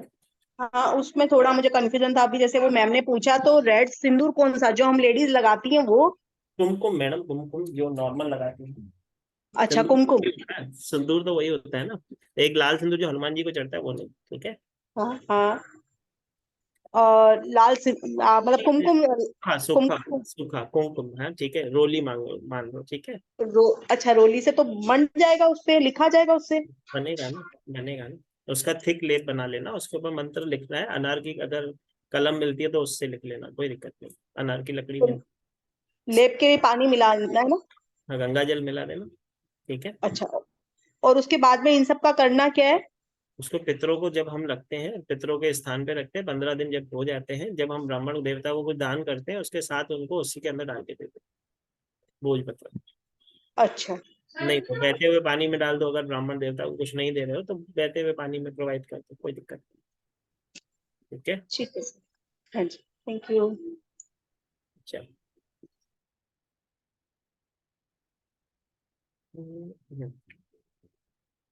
चलो, बाकी जमुना जी रह गई हैं। यमुना जी। जय श्री महाकाल। Shri Mahakal. जय If my brothers are not interested to do, what to do? I am interested, but donate क्या करो, उनके नाम Donate. डोनेट कर दो, कुछ मत करो। आप करना चाहते हो ना अपने पूर्वजों के लिए, डोनेट कर दो, ठीक है? Okay. जिसकी श्रद्धा हो, यथाशक्ति आप डोनेट करो। ब्राह्मण को. ब्राह्मण को कर दो, पक्षी, ग्रोसरी.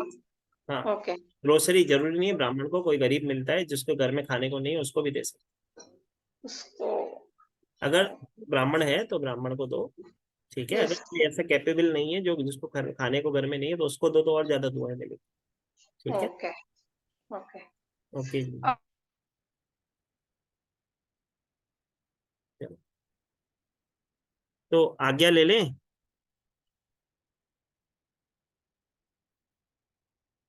आप भी सोच रहे होगे सर ने कहाँ आज रुका दिया हमें। सबको परमिशन है यहाँ से अपने आप को सब म्यूट कर सकते हैं। जी वर्षा जी सर पूछिए। एक क्वेश्चन है, मैं आज बहुत आपको डिस्टर्ब कर रही हूँ, आई एम सॉरी। अरे कोई देखो मैं हमेशा एक चीज कहता हूँ मालूम है, देखो जो मेरे से पहले जुड़े हुए हैं उन सबको मालूम है, हमेशा एक चीज बोलता हूँ, सर नहीं खाओगे तो सर कैसे बनोगे, ठीक है?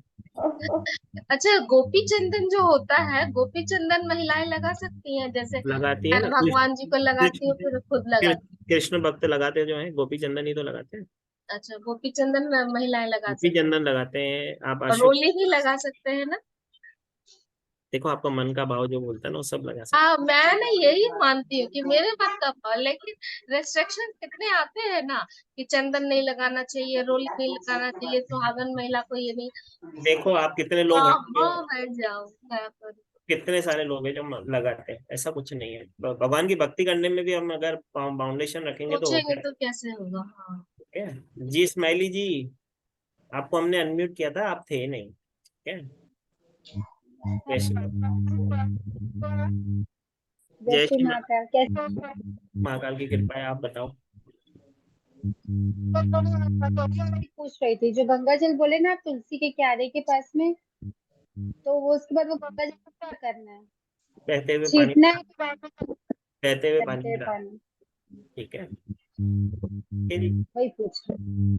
चलो तो आज्ञा लेंगे, सब जनों को मैंने परमिशन दी है, जय श्री महाकाल करेंगे, फिर जल्दी से जल्दी मिलेंगे अगले आने वाले कोई क्लास में। वैसे आप सबको एक चीज मैं शेयर करना भूल गया, ठीक है? अचानक से याद आ गया, शेयर कर देता हूँ। हमारी एक क्लास है जो टैरो है, कल से स्टार्ट होने जा रही है। जिसने मेरे साथ बेसिक किया, अगर वो एडवांस में इंटरेस्टेड हो तो वो एडवांस वाली क्लास कल से स्टार्ट हो रही है। 18 डेज की क्लास होगी जिसमें आपको 7 टाइप्स की पीडीएफ मिलती है। आपको उसमें वास्तु के हिसाब से कार्ड को कैसे पढ़ना है, कलर से, नंबर से, फोटो से, प्रिडिक्शन से आपको कैसे कैसे पढ़ते हैं वो सबकी जानकारी इसके अंदर दी जाती है। 18 डेज की क्लास होती है जिसमें हम न सिर्फ 78 पूरे कार्ड पढ़ते हैं, 3 दिन की प्रैक्टिस करते हैं, और 2 दिन हम उसके अंदर आपको रेमेडीज और 12 तरीके के स्प्रेड्स जो वैसे लोग अलग से सिखाते हैं हम उसके अंदर ही सिखाते हैं। इसका बेस्ट टाइम 3 बजे का होगा। जिसको भी इनरोल इसमें होना हो, मेरा नंबर आप सब जन नीचे है 7057031905, आप नोट कर सकते हैं।